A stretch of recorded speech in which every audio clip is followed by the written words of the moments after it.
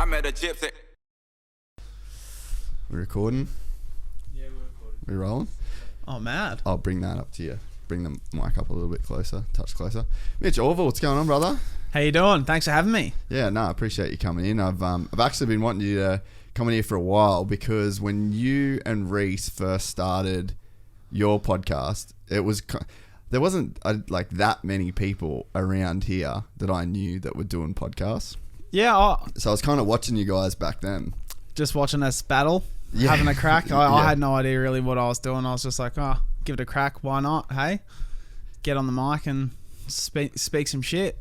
Well, it was pretty cool, man. Like there was definitely, I feel like you were from the outside in, you know, like just watching on.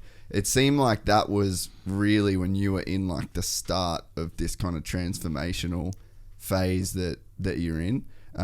'Cause man, you've gone on like a fucking journey over the last 12 months. It's been pretty nuts, hey, bro. When you look back at it like that and you look at it in smaller steps rather than just like the big picture. Like, I've been pedaling hard since like December 2019, really, and pedaling really hard.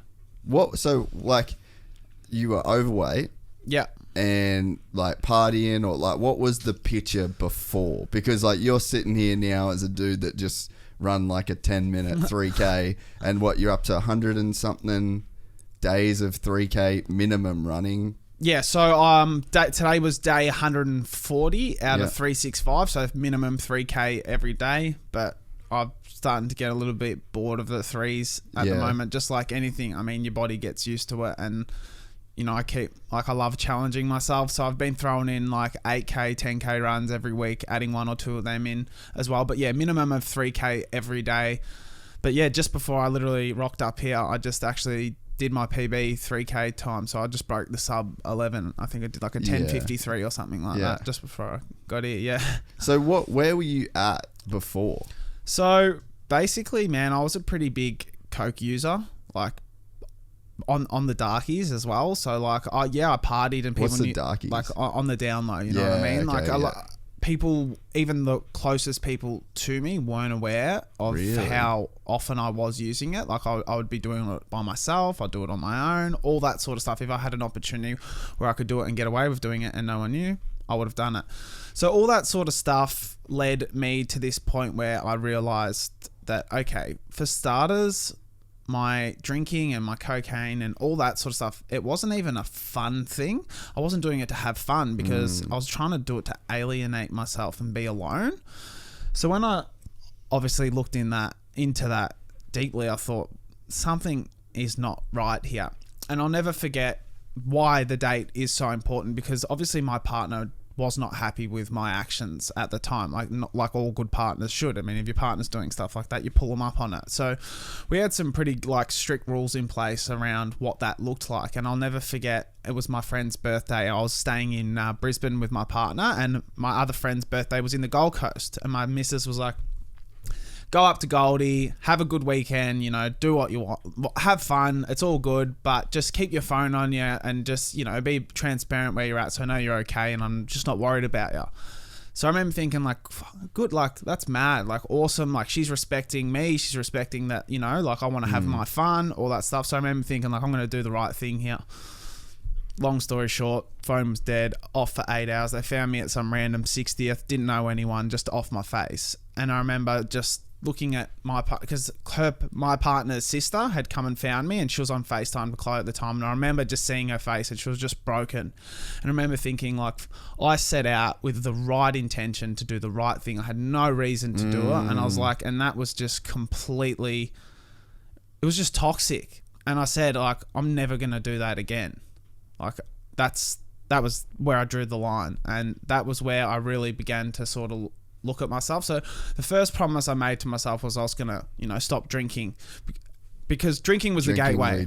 Spooning leads to forking. Spot on. Spooning leads to forking. So drinking was my thing that I set out to do. And that being said, when I did stop drinking, I probably put on more weight in the next 1 to 2 months after stopping drinking, because that was my first thing that I'd set my mind to. And what filled that space after was probably food, all that comfort stuff. Yeah. It was just, you're looking for something. I was looking for something. I was always feeling a void, and that's where all the work started to come undone. I knew that I was just slowly running from problems. I knew I had tax problems, I had accounting problems, I had all different just like relationship problems. I had problems with my own ego. I had problems with health, everything. And I was just running away from it. And I was finding anything that I could attach myself to connect myself to just escape reality, basically. So what I decided was I need to make my reality better. And that's what I've done. Fuck, man. Power to you. Like, kudos, dude. It's a fucking hard thing to do, being as deep in the game as what you were. Yeah. Well, that's a thing. But I thought to myself, one, I'm not too like old to do it. You know what I mean? Like, I'm only how old are you? I'm only 24. Yeah. So I thought, like, okay, these might seem like dramatic changes, but if I just stick to it now and do a little bit every single day, like, and compound those small habits, if I do this for a year, like... Have you read Atomic Habits? Yes, I have. Great book, I hey? tell. So I was like, if I do this every day for a year, like, where am I going to be in a year? And that was where it's sat for me now. When did you read that book? I only read that book probably 3.5 months ago. Yeah, okay. That book, man, like, I mean, I've spoken about that book quite a bit. I do like a book review podcast at the end of every year where I go through all the books that I've read. And that one I read probably February last year. Fuck, man. Like, fully changed my life. Changed my perspective on so much shit. It's just strangely so simply true. Yep. You know what I mean? You can't argue with the fact. And I feel like it sort of leans its way into that Kobe Mamba mentality too. There's a lot of parallels that I drew from that too. So I loved looking into Kobe's Mamba mentality as well. That was another thing that I drew a lot of inspiration from. And it's basically just, as you said, doing things when no one else is doing them. And if you do that every single day, it doesn't matter how many like training sessions they throw in summer or do that, then no one will ever catch you. If you are consistent and you do more when everyone else is asleep and when they're not, and just compound those every single day, like, you're going to be impossible to catch. And that's where I'm at now. I'm just going to make sure that no one can catch me. Yeah. Nah, dude, it's awesome, man. And I've been watching your socials for this whole time. Like, I've followed you for a while, and it's fucking crazy. Like, it's really, really crazy the effort that you've put in. I know that you're doing a bunch of boxing with Benny as well as the 3K. So it's like, you've really taken this shit on board in a way that it's like pretty hard. You know, there wasn't really much of like a toe in the water for you. Like, you went pretty much all in and have stayed all in. And it seems like now this is just this new version of you. It's that addictive personality. Like, if I can get addicted to drinking, or I can get addicted to cocaine, like, I can get addicted to something else. You just need to channel that right. I mean, everyone has their vices. You just got to choose them responsibly. I replace mine now with running. I replace that with boxing. I replace that with things that I still get the same connection and fulfillment through. That's the thing. Addictive, like, good traits are as addictive as bad traits. They're just a bit more rewarding. Yes. You know what I mean? So once you actually get addicted, like, I'm so addicted to running now. I genuinely enjoy my runs. When I first started, it took me 5 minutes and 55 seconds to run 1 kilometer. Fuck. And now, like, I literally, like, last Saturday I was at home and I was like, I want to get a coffee, and I ran from my house in Broadbeach to Burleigh for a coffee. That's so sick. But where'd you go? Where'd you get coffee? Crew. Okay. But I like Crew coffee. I was just like, you know what I mean? Stuff like that. Like, if I had to picture myself doing that a year and a half ago, no fucking chance. I would have needed a fucking crane. Yeah. Yeah, nah, dude, it's pretty incredible to watch what you've done. To backtrack a bit, how the fuck do you be 24 with a gnarly cocaine habit? Like, what does your life look like before? Because, like, I get it. But it's like, how does it get to that? Okay, so when I finished, you got to remember, when I finished high school and Angry Dad took off, I was 18 years old with a random massive following just given to me. Our videos were getting millions of views every week. I was fresh 18. What do you do when you start turn 18? You start partying. Not only was I partying, I was running venues. I was giving nights, bottles for free. Everyone wanted to be around me. Everyone was giving me cocaine. Everyone was doing whatever they wanted because, like, at that time, we were getting millions and millions of views in Australia and Australia only. Our audience for Angry Dad only ever went Australian. And I'm 18 years old. Fuck. All of these perks, everyone wants me at their nightclubs all night, and I just got taken away and swept up in the scene. Yeah, man. Like that. Yeah, it can happen, and even like. But it's not anyone else's fault either. You know what I mean? I also wanted to surround myself with that scene. I only made friends with people that used. I was very strategic about how I was a massive enabler myself. Yeah. So. Yeah, no, I know what you mean, and even people that, like, I know people on the Gold Coast, like, I've used fucking cocaine, I've used most drugs. I'm not anti-drugs, I'm not anti-anything. I smoke weed pretty much every day, so, like, full disclaimer, there's no negative look towards drugs here at all. But even now, I don't have a negative look on drugs because I had a negative look from the situation that I was in. Drugs were negative to me at the time because I was using them as a way to escape and get away from reality. But if I was to have a drink now or do something like that now, I'm not trying to escape anything. I love my reality. Yeah, that would be. I would be using it as fun. Still not interested to me yet, but if it ever happens again, guess what? I'm not running anymore. That race has stopped. Yeah, I'm happy with where I'm at. I'm happy with the life that I've created. So if I do ever use again or I do ever drink again, I'm not running from anything. Yeah. Have you since, or you've still been? I had a beer in Hamilton in November for when my grandma passed away because my nana was probably known as one of the best beer drinkers to go down. Her nickname used to be Iron Guts because she'd sit there and drink 30 cans of beer. Fuck, that's sick.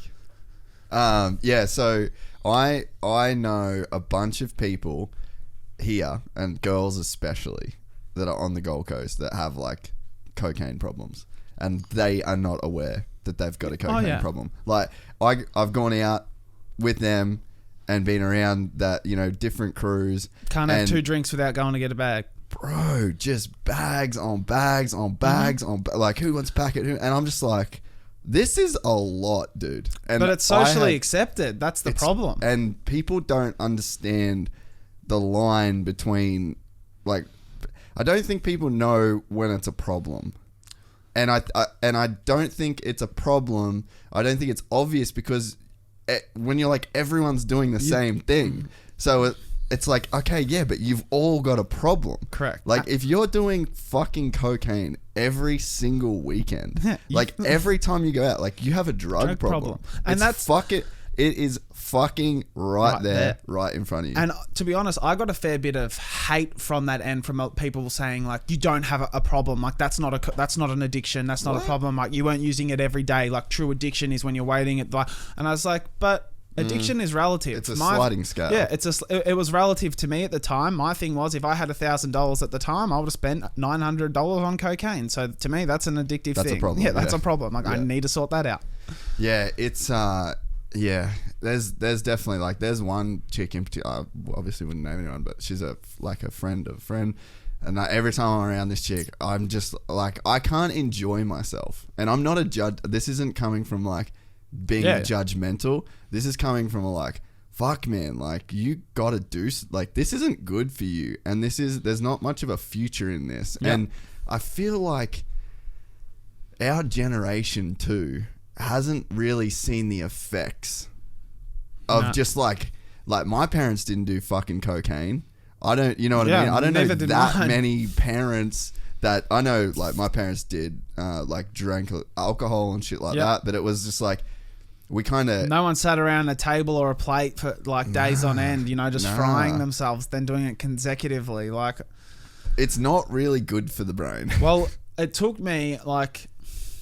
Honestly, it took me a good few months to like recalibrate, and I'm sure that was all to do with that, because the way I looked at it, like, when you use cocaine, like, you're living on borrowed happiness. You're borrowing happiness for from the next day else. And you're spending it all that. So I was forever just basically in debt of happiness, trying to catch up. So once I did stop it all, like, felt like, fuck, I'd borrowed a fair bit. So yeah, how long did it take for you to feel good? Like, it was a couple months. A few months, yeah, a good 3-4 months until I genuinely started to feel like at least productive or good about what I was doing. Yeah, man, it's like, it's hard because I definitely, like, I don't want to come across judgmental towards anyone that's doing this shit. Like, I get it, and I like to do it as well at times, and it's fun as fuck under the right circumstances. Exactly. But, like, there is definitely people out there that have a problem that don't think that they do. Yeah.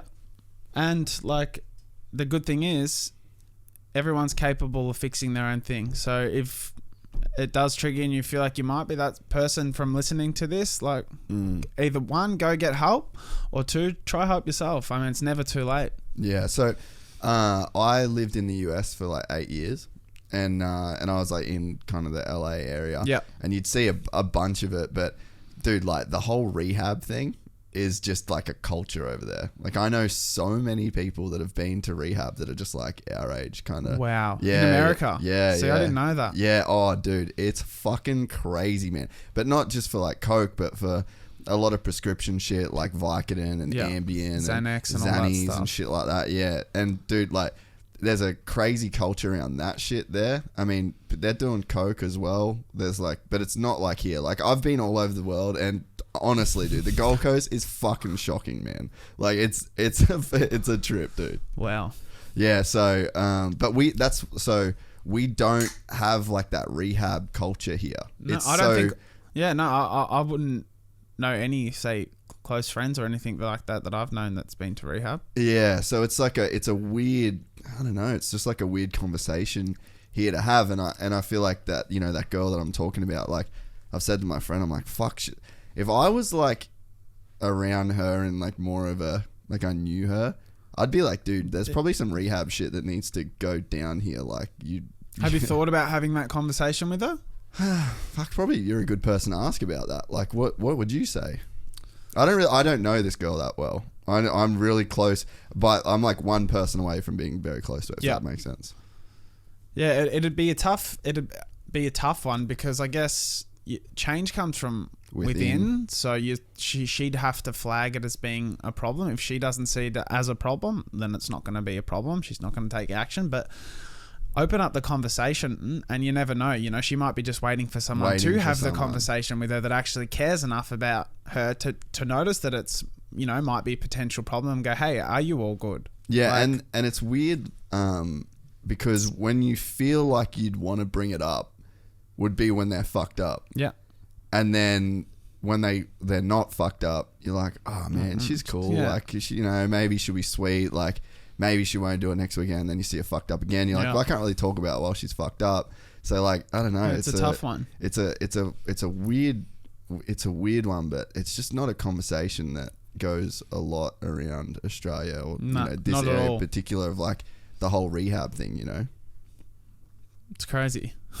Yeah, it's a big thing, bro. Yeah, well, it's cool. It's cool that you, I honestly didn't expect to be talking about it, but it's pretty cool for you to be like super open about what you've been through with it, because I think it does take dudes like you or girls to come forward and say like, oh, you know, like, I've had this problem and this is what it was like. And I mean, a lot of people, maybe they don't think that they do have a problem on the level that they have a problem. Which is that's just an awareness thing. And I guess the other thing is to be aware of it, you also have to accept it. And once you accept it, you have to change it. And like, look how hard the change was, you know what I mean? Like, it was a lot of work. And I feel like not everyone's willing to put in the work. Like, it's a big thing. It's a big commitment. And like, if you're someone who's drinking all the time or using all the time, like, so are your friends, so is your social circle. So you got to change that. You got to uplift basically your life. Like, the reason why mine was so transitionable was because I moved from Melbourne to Gold Coast, started a brand new foundation, started whole new friendship circles. I wasn't out in the party scene. I was going to gyms. I was putting myself in the right areas to surround myself with the right people. So I was quite lucky in a way that it was a very fresh start with no old ties. But it is possible. And so like, I've kind of labelled the Gold Coast, but is like Melbourne and Sydney in your experience, it's just all the same. Just as bad. But to be fair, like, it was like that because I surrounded myself with those people, with those people in those areas. So it was always readily available or accessible, you know what I mean, to me anywhere. And so what was like the original, and I probably should say as well, like, like I said before, like I smoke weed pretty much every day. So like I'm sort of weird to say like, oh, if someone's doing this, like it's a problem or addiction. Like I'm constantly checking in with myself about smoking weed. I don't label anyone or anything, like, you know what I mean? Like inside, if you think what you're doing is sustainable, you genuinely feel good in your head and you're happy with your life, you're happy with your reality, you do you, whatever works for you. Fuck, there's no social constraints telling anyone what they have to do or who they have to be. As long as you're happy and you're surviving and you're actually genuinely enjoying yourself every day, I will not judge anyone what they do or what they choose to do. For me, I had to address it because it was ruining my life. Yeah. That's why I fixed it, purely. If I was fucking every day waking up, happy as fuck, fit as fuck, life felt good, and there was no problems, I'd still be probably doing cocaine right now. You know what I mean? But like, shit wasn't working, so I had to revise. Yeah, no, that's very well said. And I just want to throw it out there, like, the people that listen to the podcast, I fucking talk about weed when it comes up, but it's like, so I'm saying all this in the same way that you said. There's no judgment. Zero. I just would hope that if people listen to this and they've got any of those thoughts, like, fuck, man, maybe I do this shit like a lot, and I'm always around people, I'm always chasing, I'm always, because like one of the things, I'll finish my sentence before I go into this, but yeah, so I'm constantly checking in with myself, and I go through an auditing process of like, am I smoking too much weed? Am I still productive? Is my life going forward? Is like, I'm very, very critical on it, and I come up to the conclusion, like, medically, the things that I feel it helps me with in terms of like my body and my training, my sleep, like I see it as a supplement in the same way that I take like magnesium at night, I take creatine, protein, I eat well. That's to me is a supplement. There might be a point in time where that checking in gets me to the stage where I'm like, fuck dude, you can't really smoke this much weed. And I've done that with myself before too. So just full disclosure, I'm coming at it from that angle. 100%. And I'm the exact same thing. Like, everybody has their vices. Choose your vice responsibly. That's the way I put it. Yeah. The one thing that makes me, I guess, like, want to comment on it is, as a person, like, I'll be at the bar and have like a fucking joint like in the ear, and that's like my idea. I can't really drink. I got one kidney, so I don't really drink. Oh wow. Yeah. I didn't know that. Yeah. So it's just, I was just born with one kidney. But yeah, so I get like these crazy hangovers, so I don't really drink. Not and I'm fucking pretty over it these days. But it's, I guess, like a unique position to be the dude at the bar that's not really drinking that much. Oh yeah. And then you get to kind of like watch people, and you just see how hard cunts chase rack, and you're just like, bro, you've been chasing rack around all night. Like, where are you? Where are you? You're not here with us. I would spend more time chasing it in Ubers, looking for it, going to get it, doing it, than I would ever enjoying myself at what I was set out to do. Ever. So when I look back at it, I can almost laugh at it as to how like I couldn't see it, but I couldn't see it. So that's where it might be triggering for people to be like, fuck, like this is me. So if you are triggered by it, don't take it as a bad thing. Just as you said, sit back, be a bit more aware, and even if it just means that like the next time you say no, and then you're like, okay, well there you go, there's one place I took control and I'm a bit more in control than I thought I was. You know what I mean? Small things like that, just awareness. Yeah, nah, totally. So yeah, nah, man, more power to you on that front. I wasn't really across that part of the story, but yeah, it's that's like, I guess, even bigger feather in the cap of the process that you've gone through. For sure, bro. So the whole Angry Dad thing, when did that all go down? When I finished high school, so it was 2014. Okay, that's when I was in America, so I fully missed the Angry Dad thing. So Australian, I told you, I only went to Australia. So everybody that I know, and I've said, oh yeah, Mitch is coming on the podcast, but they're like, oh yeah, Angry Dad. So like everyone knows that I fully missed it. So can you break down Angry Dad? Angry Dad was literally the definition of like one of those things that went viral. You know what I mean? Like it was like actually proper viral back when there was no restrictions from Facebook. They weren't like algorithms, all that shit. It was just like things could run and things could take off. And my whole life, me and my brother had fucked around with my dad. My dad had fucked around with my mum's dad, everything like that. We had a very practical jokester household. Like there was no rules in terms of that stuff. Like, I mean, I used to hide in my brother's like roof of his bedroom for like 2 hours sometimes, waiting to hide and scare him and shit like that. You know what I mean? Like it was always the way our family worked. Anyway, obviously due to social media and opportunities, like my brother put up, I think he was just annoying my dad one night and was filming it, and he's just fuck off, all this shit, and he was just putting it on his Snapchat story. And heaps of people were replying.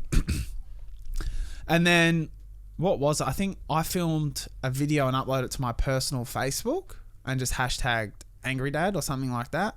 And I think it might have had like, say 700 likes or something like that, which I was like, what the fuck? Like, usually I put up a Facebook status, I get 30, like 700, like this is nuts. So did another video the next day, just like mucking around with him. Then I remember I started getting heaps of friend requests, and there was a kid from school actually, Josh, that told me, and he said like, bro, you should just make like a page so that people can like the page and then share it from there. And I was like, oh, like, okay. And then there was that Simpsons episode from back in the day called Angry Dad. Remember where Bart used to prank Homer? Oh, no, I don't remember that. I don't know. I just clicked to me back then. I was like, fuck it, I'm going to call it Angry Dad. Like, did that. And then, I'd say within maybe a couple of weeks, the page had 50,000 page likes, then went up to 200, then 300, then 500. And it was just getting millions and millions of views. Then we did this one video called Honk If You're Horny, which had like, I think it was over 100 million views across all Uni Lad Facebook. It went on to Jimmy Kimmel, all that stuff. So really? Yeah.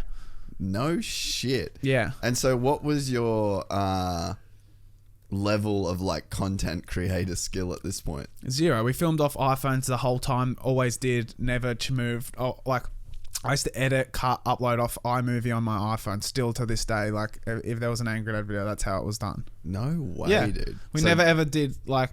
So it just blew up. Just blew the fuck up. That's fucking crazy.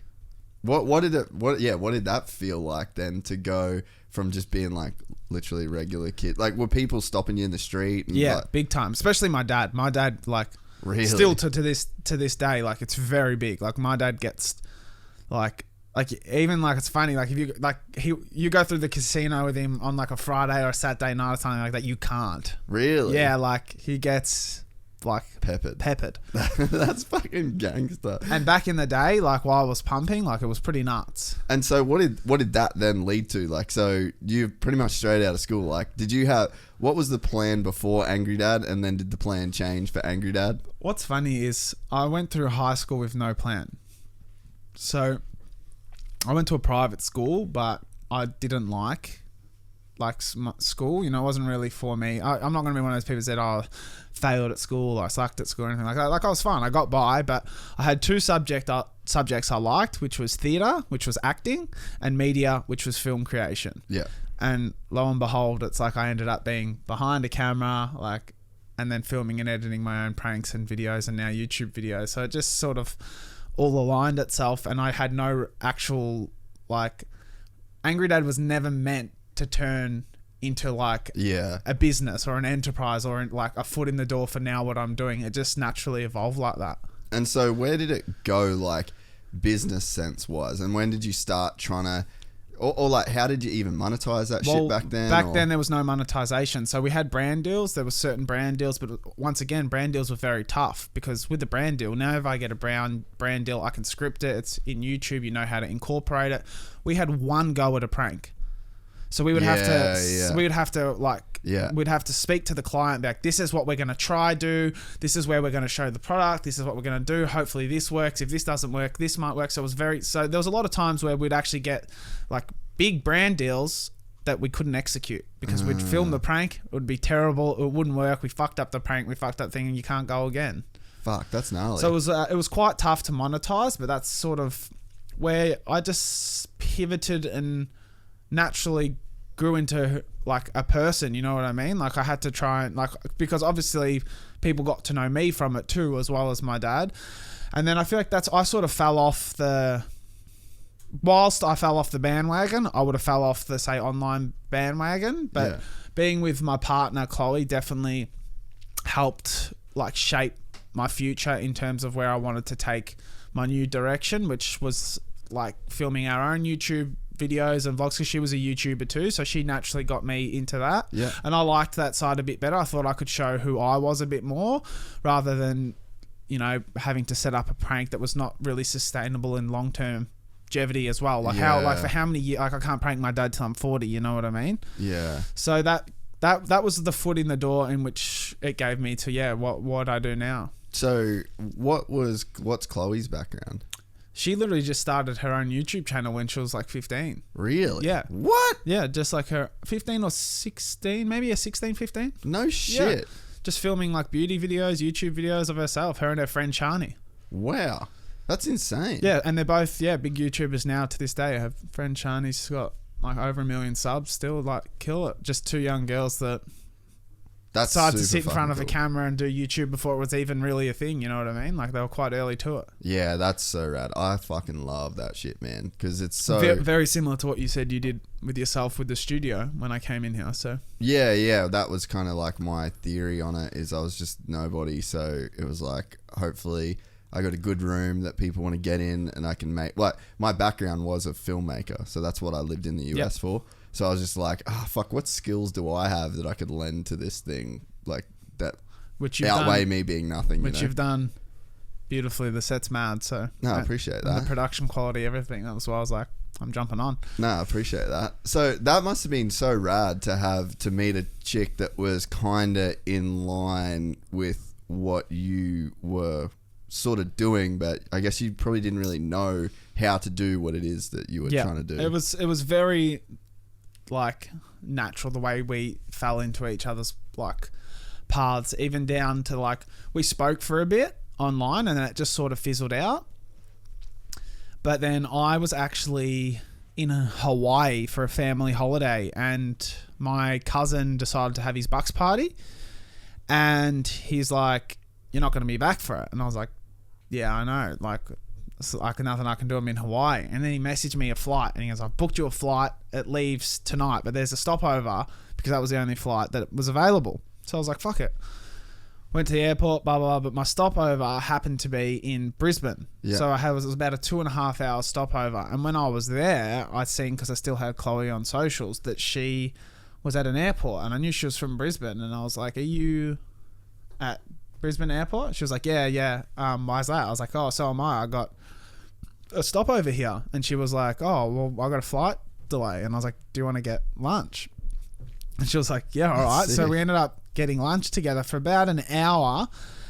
Then, about 5 days later, she ended up flying down to Melbourne and stayed at my family house for the next week. That's so sick. Off just meeting for like an hour. Man, that's so cool. And the fact that you guys were kind of in a similar kind of, career, and I'm assuming she was probably like a little bit ahead in terms of like what she was doing, so there's probably a lot of like really good guidance there on for you. For sure, individually especially. Accumulatively, we had a lot more going on with that Facebook shit, but she was, in terms of her Instagram and YouTube stuff, she was doing very like... She was like very a creator. Niche. Yeah, she was, exactly. She was a creator, she was her own identity, and it was quite inspiring for me too, because I was like, wow, like...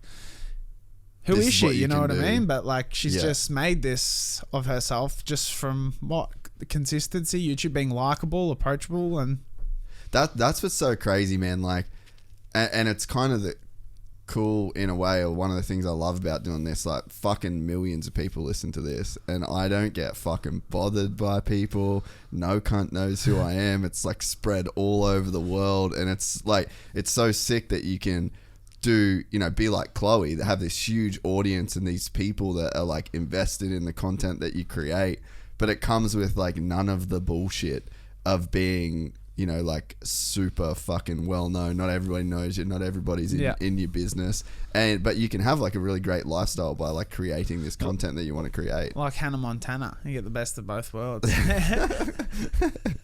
Yeah, I don't know how I'd go with her haircut. Run like I reckon you can run it. Run the wig. No, you're running a pretty fast haircut. That's a fast runner's haircut. That is a rude back. I absolutely fucking love it, dude. I actually put up a poll the other day and I was like, keep it or cut it, and everyone, I was like 81% was like, cut it. I was like, what? I was like, I'm keeping it. You have a shit following. I need to rejig it, don't I? Yeah, I know. You just start a new account. I need to look for some new supportive audience. Start a new account with like just that back bit as just call it Mitch's mullet. Yeah, dude, I could shave the gnarliest mullet into my fucking head right now. I'd love to see it. Oh, it might happen at some point. Maybe. Got to set him. Maybe we set him a milestone goal for how many X downloads, and when it gets to that, the million a month. Million a month. So once he hits a million a month, he's going to be doing a mullet live on his Instagram. Million on iTunes. We fucked up the YouTube millions. That we've already hit that, but the million on iTunes would be alright. Fuck yeah. Yeah, that's pretty sick though that you guys got into that kind of relationship on the same kind of path. I feel like that's a struggle for a lot of people in relationships, especially being young, you know, like that's one of the cool things looking at you guys is like you're like a young family. That sort of shit doesn't happen that much these days. 100%. And we've done a lot of growth together and apart in our relationship because we were both so young and we both went through so much different like individual shit. Like our foundation wasn't that solid by the time it got to like the part that mattered. So even still like to today, we do a lot of work individually separate to each other. And what's that look like? So, I mean, you're obviously doing this, you know, fitness, wellness kind of deal. More so we give each other, you know how in a relationship, right, there's a lot of pressure around. So, say you're my girlfriend. Yeah. There's a lot of pressure around you making me feel good. Yes. And me making you feel good. Yes. We make our job to make ourselves feel good. Fuck, That's the only thing. And then we can come together and be good together. If we're not, then we get to stay apart. You know what I mean? But it was that energy dumping on stealing each other's energy and happiness and this and that and relying on it from you here. My cup's empty, your cup's full, I'm from yours. And we're just like, it was just not fucking working. So we're like, our only job now that we look at and we found like, it's a bit in the grey and it's not conventional, but we're like, for us, the thing that matters to us most and for all now is that Artie, which is our son, has a really amazing household environment to grow up in. Like we want him just in the best environment possible. For us to do that at the moment, what that looks like is individually us filling up our own cups individually, coming together to create that space. But it wasn't working while we were trying to get that from each other because we couldn't give it to each other because individually we hadn't got ourselves to a point of happiness yet that we were ready to share it. We were just stealing it off each other. Yeah, man, that's such a good insight to have. Like, I was in, like, my last relationship was like 3 years, and then we broke up like sometime in the end of 2019. Yeah, and it was just that, you know, like I just felt like I had so much of my own shit going on. I ride motocross. I do jiu-jitsu. I try and do jiu-jitsu every single day. I do competitions. I'd go away for races. I got this podcast. I put everything into this podcast. Yep. And then I had my partner. And it was like on the other side of the coin, it wasn't matched of that same, like, not striving. I don't really like that word, but just like knowing the thing that makes you fulfilled and then just drive selfishly doing that thing. Like that, there was never anything from my end that was like, oh man, you're doing a lot of that and not really hanging out with me. It was just like, fuck yeah, go do that. Get like, it. That's sick. Yeah. Like, go have fun, you know? And I just think, like, I felt like our relationship was, like every day was like I don't know if I've ever tried to describe this, but it's like, to me, I look at a relationship as like 70 years. Yeah. Right? And it's like, that's a long, when you break that down into days, that's a long fucking time. So I see like, here's a bit of good, here's a bit of bad, here's a bit of good, here's a bit of bad. Oh, this part's great, something happens here. Like over that timeline, there's just going to be so much fucking shit that goes down that's going to be good, it's going to be bad. And you just play the law of averages. You know what I mean? Just have C+ days every fucking day consistently.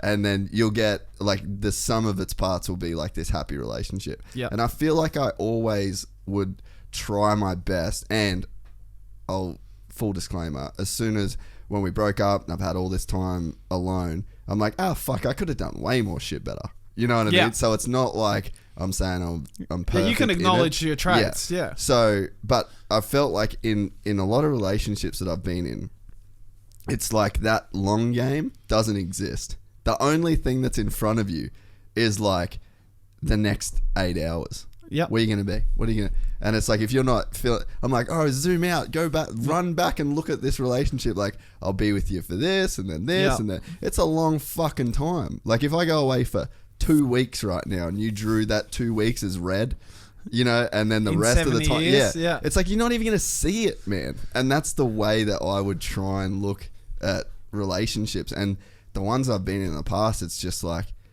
It was so narrow-minded focus on like what was happening today. Is today this perfect day of a relationship? And it just gets fucking exhausting when you wake up every day trying to like with that mindset, you know? I think personally today relationships are far too black and white. Like I think everything is grey these days. Everything is give and take. Everything, like there's no one size fits all, even in relationships. So like my view on it is you do whatever makes you individually both happy to create the best possible solution for your either just partnership or family. And that's as simple as it is to me. And so why do you think that that's not the case? I beg your pardon? Like, why do you think that's not the case? As in society? Yeah, for the most part. Well, it's probably just how we've grown up. Like, you know what I mean? It's like, even like you see it nowadays, I've seen it a lot, even through people that I know and follow, where it's like you see back in the day when a couple would split up, it would be divorce. Who gets the kids? These days, what do you see now? Co-parenting. Yeah. How does co-parenting work? It's two parents living in the same house, raising their kids amicably for the best interest of the kid. You know what I mean? So there's something that's already progressed that wasn't a thing back in the day. Imagine if you said to our parents back in the day when you got divorced, you guys were going to live together and then the kids were going to be in the same house and you guys were going to hate each other but live there, and like it wouldn't have happened. So I feel like we're slowly evolving and coming out of it. But I reckon even like the way that everything's going, relationships as a whole are going to be so less black and white than they are these days.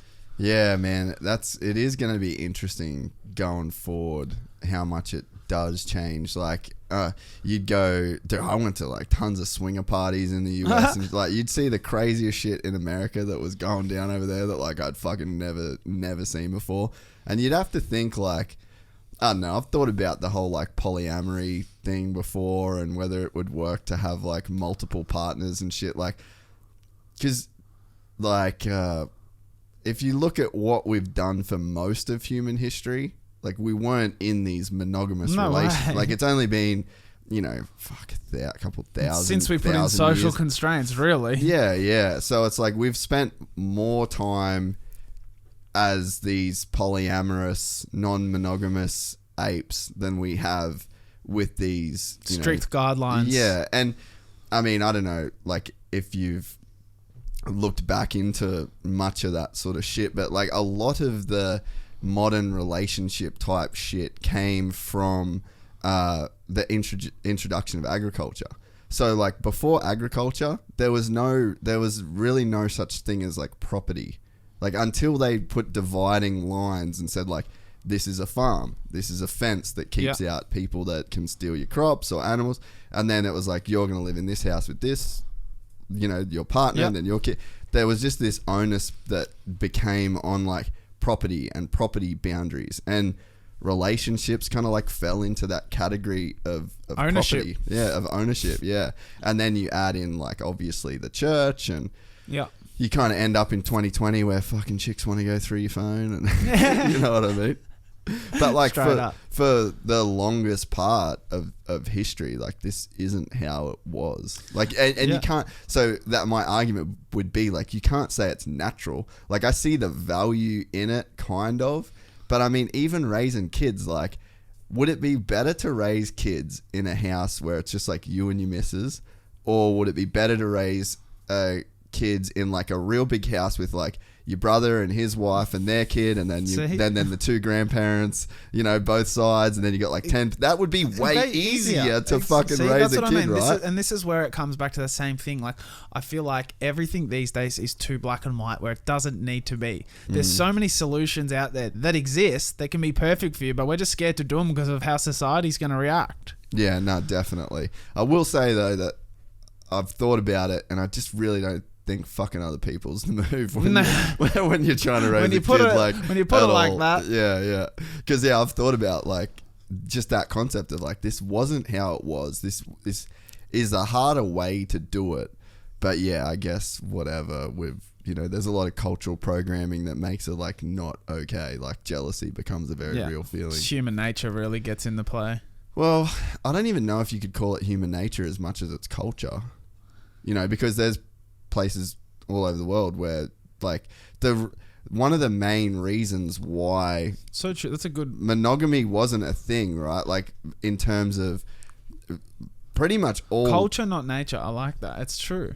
I like that. Culture, not nature. Well, it has to be, because you look at, like, the genetic benefits of... It's what we're taught, not what we're instinct. Yeah. No, well, the instinct is, like, so this is what's more beneficial, right? So if you're in, like, a setting, like a village setting, and all of the children, nobody knows who the parents are. So, like, none of the fathers would know who is their kid and who's not their kid. The males or the men in the village look after all children equally, because there's no way that you can favor one or another. And that's like wow, a lot of monkeys and shit. Like the female monkey would just fuck like a bunch of dudes, so that none of those, like, it still happens in the animal kingdom. So that they none don't know of who the father is. Yeah, none of the other chimps or apes or whatever will know which one is their kid, so that they don't fuck up the babies. Wow. So, like, that's hectic. I didn't know that. Yeah, so that's what, when people say it's like not human nature, it's like, well, when people say it's human nature, I'm like, I don't know if human that's culture. I don't know if that's true. It's more, it's human culture. It's good. That was really well said. I like that. I learned something new there. And then it's like, if it was human nature, then a dude wouldn't want to fuck another chick. But those urges come up, don't they? You know what I mean? And it's like, and it's culture that says that you can't say that. Yeah. But yeah, I don't know. It's I think it's definitely the move though, not to. Yeah, I think I've figured that out over time. But yeah, when did you guys come to that, I guess, acknowledgement that, like, okay, we need to we need to focus on ourselves first, and then how did that change just like the day-to-day living situation? Like, did shit get better? Yeah, well, what happened was when we worked out it was working was when we moved into our new house, when we had Artie. So we had Chloe wasn't getting as... our sleeping wasn't as good, obviously, because we were co-sleeping with Artie. Yeah. And then we had a new house, and then upstairs there was another bedroom set up with a TV and stuff like that. I spent a lot of time upstairs. Anyway, we found out, like, it started off by, like, the first, like, night I'd fall asleep upstairs in that room watching TV while she was napping with Artie, and then I'd wake up in the morning and, like, I was like, oh, fuck, like, excited to see her, all that sort of stuff. And then we just slowly thought, like, it seems to be the case that when we are doing our own thing at night, filling up our... Like, because she's into very different stuff to me now. That's the thing when you've, like, through growth. Like, she's into, like, full metaphysics. She's very much into, like, the spiritual world. Like, the things that she watches and reads up on, like, it's nothing, like... Yeah. That I'm interested in, to be real, you know what I mean? So, that's fucking dope, though. But exactly. And my thing is, like... Why should I then force her to be interested in what I'm interested in, or she does that to me, where it's like we sit there at the couch and then she wants to watch that, but we have to spend this time together. So it's like, we're sitting there not doing, then one of us is on our phones because the other things are, where it's like, okay, if you just do what you want to do tonight and what you really want to do, I do what I really want to do tonight. Go to bed, wake up the next day. It's like your cup's full, my cup's full. I'm excited to see you, and then you have your day together. We do our own, like sometimes we do our own thing during the day, or other times we're just with Artie all day doing breakfast, cafe, work, whatever. But we just found it worked. Fuck, dude, I love that, man. You're so right. That time of we should watch this show. Oh, we watched that. We've already watched that. I don't want to watch that. And then it's like one's on their phone. It's like, oh, did you hear that? Turn it back. It's like. You're not wanting to do this, and neither am I, so why are we doing it? All it's doing is creating resentment between us when it doesn't need to. You can literally do everything you want. I'm here, I'm in the room, I'm not going anywhere. I've got fucking the next 50 years, you know what I mean? Like, It's all good. Zoom out. We together. Yeah. We in this bitch for a hot minute. Exactly. Yeah, fuck, that's really cool, man. You're a bit of a G in that sense. And she sounds like a bit of a G too. We just, like, there's ways. We just refuse to believe, like, everything's black and white like that. Like, we just think, like... It's sick having a partner that's on the same fucking page as that too, you know? It's trial and error, and we can always... That's, as we said, okay, like, by me staying upstairs, you being downstairs, what's the worst that could happen? Like... You know what I mean? Like, we try it. It might be good. It might be bad. If it's bad, we just don't do it. Like, there's plenty of time for trial and error. Like, this is a long life we've got. Like, we're young now. Let's just try to see what works. And so, with you being young, like, you guys are super young, right? Because she's younger than you, She's right? 22. So, in my head, I'm 33. So, like, me at 22, I'm like, there ain't no fucking way that I know enough about myself. And I know that looking at me, like, I know that now. Like, I can look back at the 22-year-old me. I'm like, fuck, dude, I had no idea. Like, I couldn't have been with the same person. Like, I'm so different. But then I think that I'd look back and be like, there was still a lot of insecurities back at 22. Like, I would have been like, what? I'll never be able to fuck another chick again. Like, and then when you look back and you're like, that's just insecurity. And a lot of the reasons why I would say that is, I mean, not really find the right person, but, you know, I'd probably, even if I fucking did, I don't think I would have made it work. So, like, on you guys, like, on your end, like, what was it for you that made you be like, we good? It's a hard question. It's a very hard question. I think what we worked out was... Can you say it again? I need to think about it again. So for me, it's like, you know, all of those insecurities when you're young would be like the things that would have stopped me from, like, committing to having a kid and you know what I mean, like, starting this life with a person at a young age. But, like, how did you guys overcome that? Okay, so for us, we've always been on the same page when it comes to, say, like, a soul level, whereas her morals, my morals, her way of parenting, my way of parenting, the way that we see the big picture, the way the thing, we know no matter what happens between us, we are both such respectful, honest and good people that we will never ever jeopardize what happens between us for Artie, you know what I mean? So for what we've created.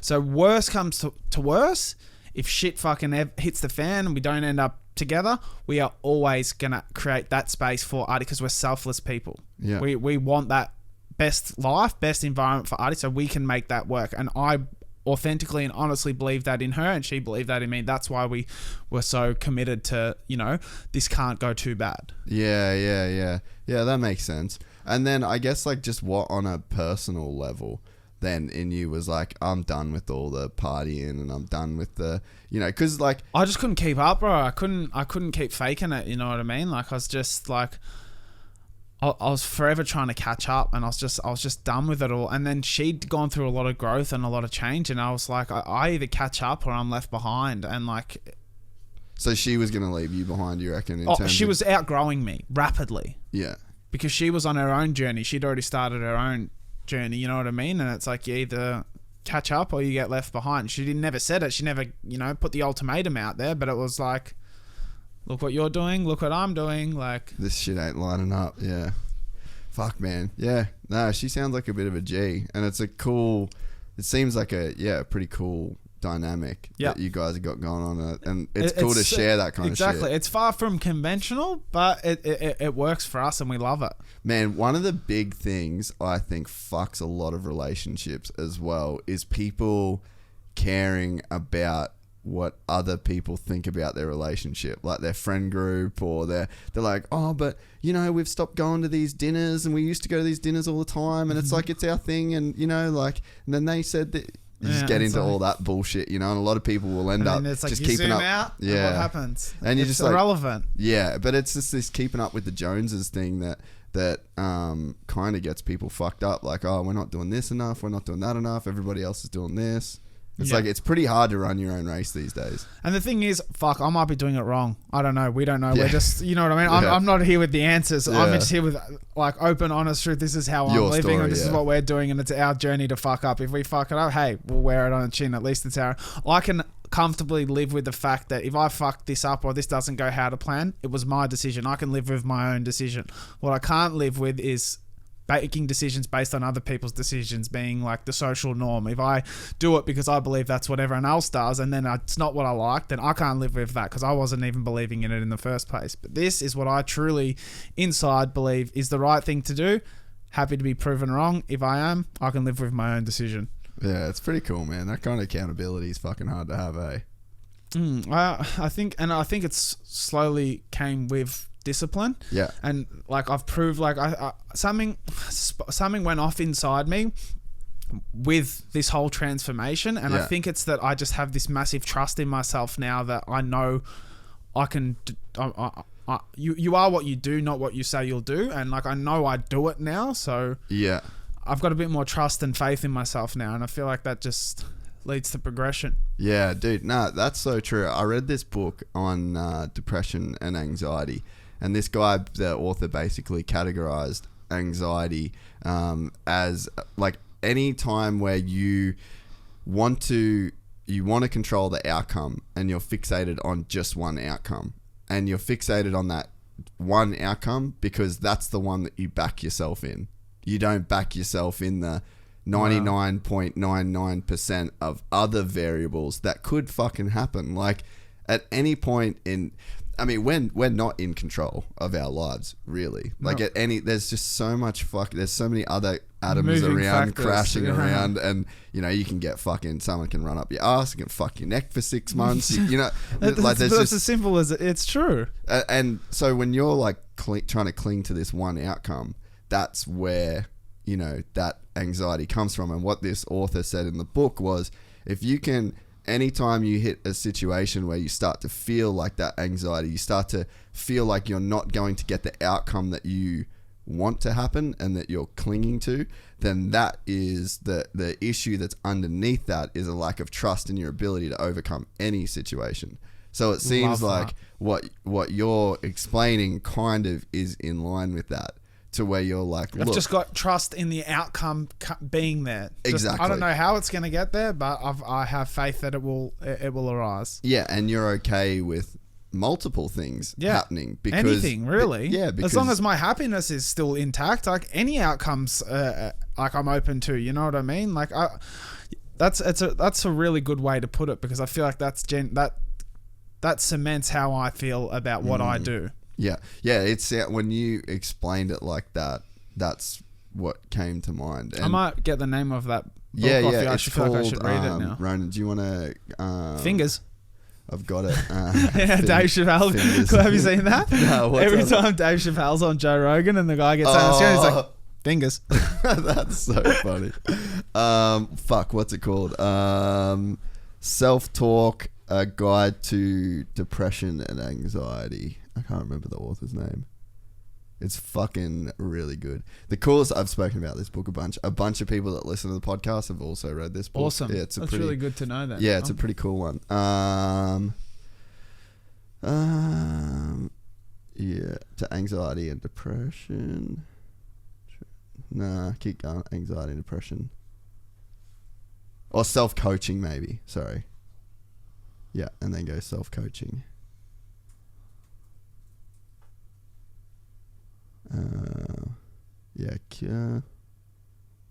Fuck. Oh, go to that one. Sorry, guys, I'm really fucking this. It's normally right there, but I've let it. Yeah, that's it right there. Self-Coaching by Joseph J. Luciani. It's a bit wanky at the start, to be completely honest. But where it got really good was... I'll get my email off the screen there, Ryan. BJ's. Another podcast. You know Renee Gracie? No, I don't. Oh, it's her podcast. Sounds like a fun podcast. It is a fun podcast. But yeah, so the start of the book is... It's got kind of hard to kind of go. It talks about your child reflex and all kind of, whatever. And but then it gets into... this was probably the thing that helped me the most with that book. Like that overarching concept definitely helped me out in terms of the like getting my head around what anxiety is in terms of as like a concept. Have you heard what's the saying? that, what is it? Anxiety is living in the future, depression's living in the past. I feel like that's very true. And one thing, I feel like that's probably why you're a weed smoker, is do you find that helps you be present? I would, the way that I describe weed, so I had insomnia for most of my childhood. Yeah. So like I just didn't sleep at all, and it was torturous. Like I'd get into these crazy like crazy states where I'd only got an hour or two of sleep a night for like a week, and then by the end of the week I was having like night terrors. And just like... That's not sustainable. Nah. And I did... You know what's crazy though, dude? Like, you know, you say you fucking weren't a school dude. As soon as I left school, it stopped. And as soon as I was by myself, no school, no more insomnia. But sleeping was always like a big problem. And I just found that I never smoked weed until I was probably like 24. And I was in America right when it got legalized. Isn't I don't know much about the science stuff of it, but isn't it like after 25, isn't that where it becomes safer to smoke? Well, weed? any drugs, because your brain's still developing till about 24.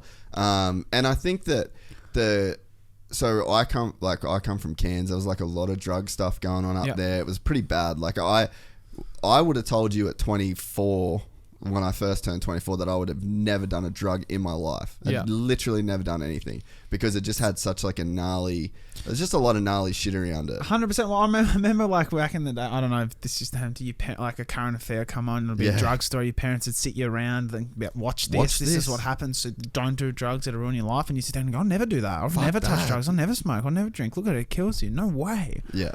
That goes away quickly at some point. And you alcohol, turn 18 and you're clubs like, and bitches.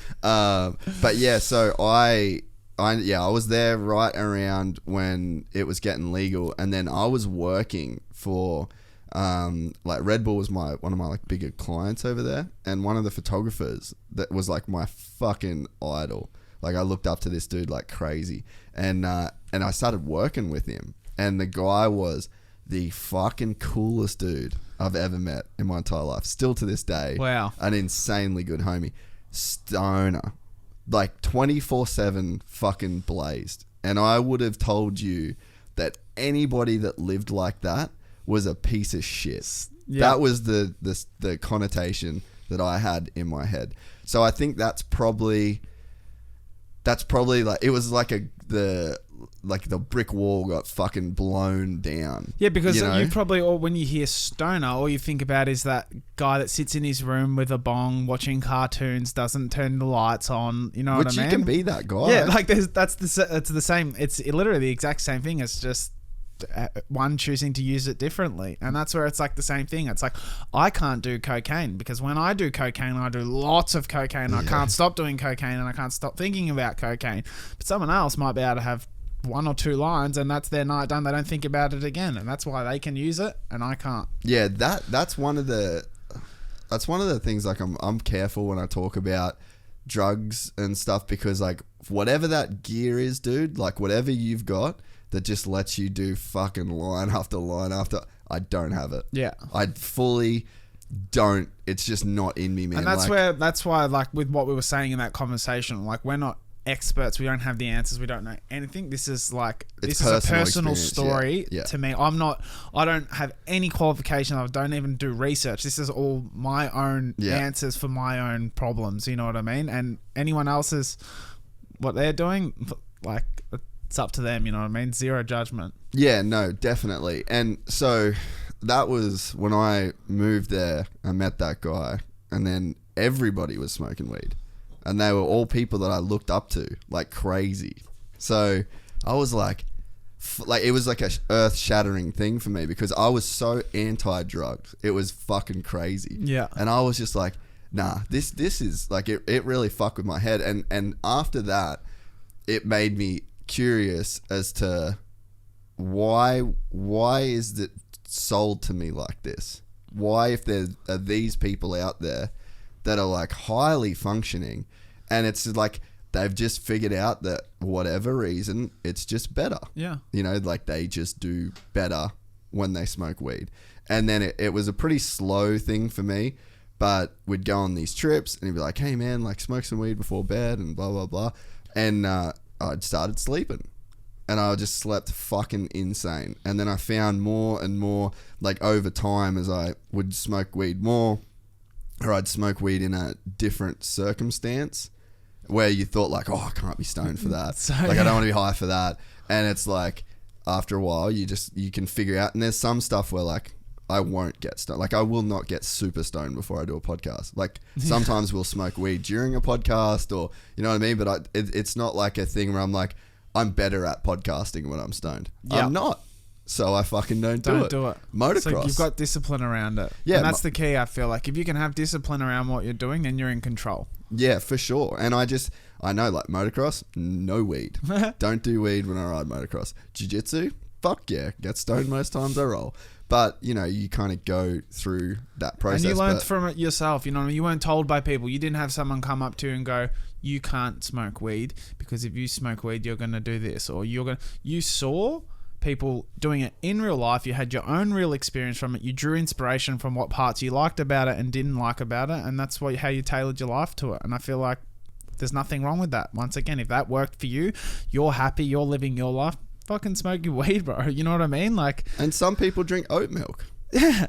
You know, some people, I drink oat milk. Some people can't do dairy. I can do fucking dairy. Same. So I'm just doing dairy. You know? I love dairy. I love ice cream. Like, but yeah. So anyway, that was my, I guess, like how and why. But I found out. Yeah, I just found scenarios where it felt like my brain worked better. I feel like when I'm around people that would normally like agitate me, or you know what I mean, like I'd feel I don't know, just not as calm. Then it would give me a chance to be like more calm around those people. Dude, straight up improved my relationship with my dad. Like me and my dad we're just like fire and fire. Well, do you feel like because maybe weed sort of strips back your ego? Well, I mean, there's like a bigger conversation there around that, because I got to this point doing this podcast where, and I think because like I was nobody / am nobody, I didn't want to look, as the show started getting bigger, I had something to say at times, and I had this thing of like, oh, people are going to think that I'm doing this out of ego, and that I want to be something, and that I'm trying to be famous, and that really fucked with me. So for like, there's probably like a year period where I was just really in my head about, don't look like you've got an ego. Don't look like you've got an ego. Don't talk like you've got an ego. And so that was just fucking on this constant cycle in my head.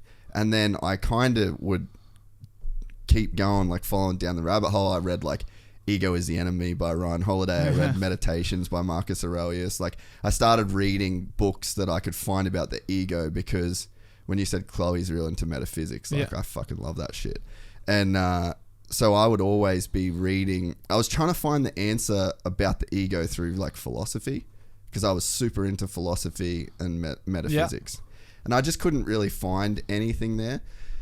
And then I'd wanted to meditate as like a life hack type deal of like, you know, it'll improve my mood, it'll do this, and maybe it'll help me sleep a bit more, maybe this and maybe that. So I started like looking into meditation. I read a book by Robert Dispenza called Breaking the Habit of Being Yourself. This was right around the time where like I was breaking up with my ex as well. So pretty much like, dude, I just wasn't doing good. You know, like I was, in terms of in my own head, and like I hadn't rationalized a bunch of the shit that I was doing, the way that I was feeling, and that ego thing really was like stuck in my head, and the show was getting bigger, and I kind of was like, fuck, if I don't figure out a way to be okay with this whole like ego thing and not wanting to look like I got an ego, because not wanting to look like you have an ego is ego. Exactly. And like I was just like, I got stuck there. And then, so I read this book, Breaking the Habit of Being Yourself by Joe Dispenza, and it was a bit too much for me. And then I've always followed Sam Harris, and I liked his podcasts, and I like a lot of the way that he talks about certain things, but I didn't really, I'd heard everything where he spoke about spirituality and meditation, but I'd never listened to it. Like, I listened to it, but I didn't hear it kind of thing. And then I was driving. I'd pretty much like just broke up with my ex. Yep. And I put on his book, Waking Up. And it was an audio book. I drove down to Melbourne by myself. I just fucking dipped. And I read this book, and I started meditating and or like doing, you know, his practice. Not just meditating, like I researched the fuck out of it. Like I read every book. I read like 4 books by the Dalai Lama last year. I read books on Zen. I read books on I just read everything, listened to podcasts, watched movies, like all sorts of shit.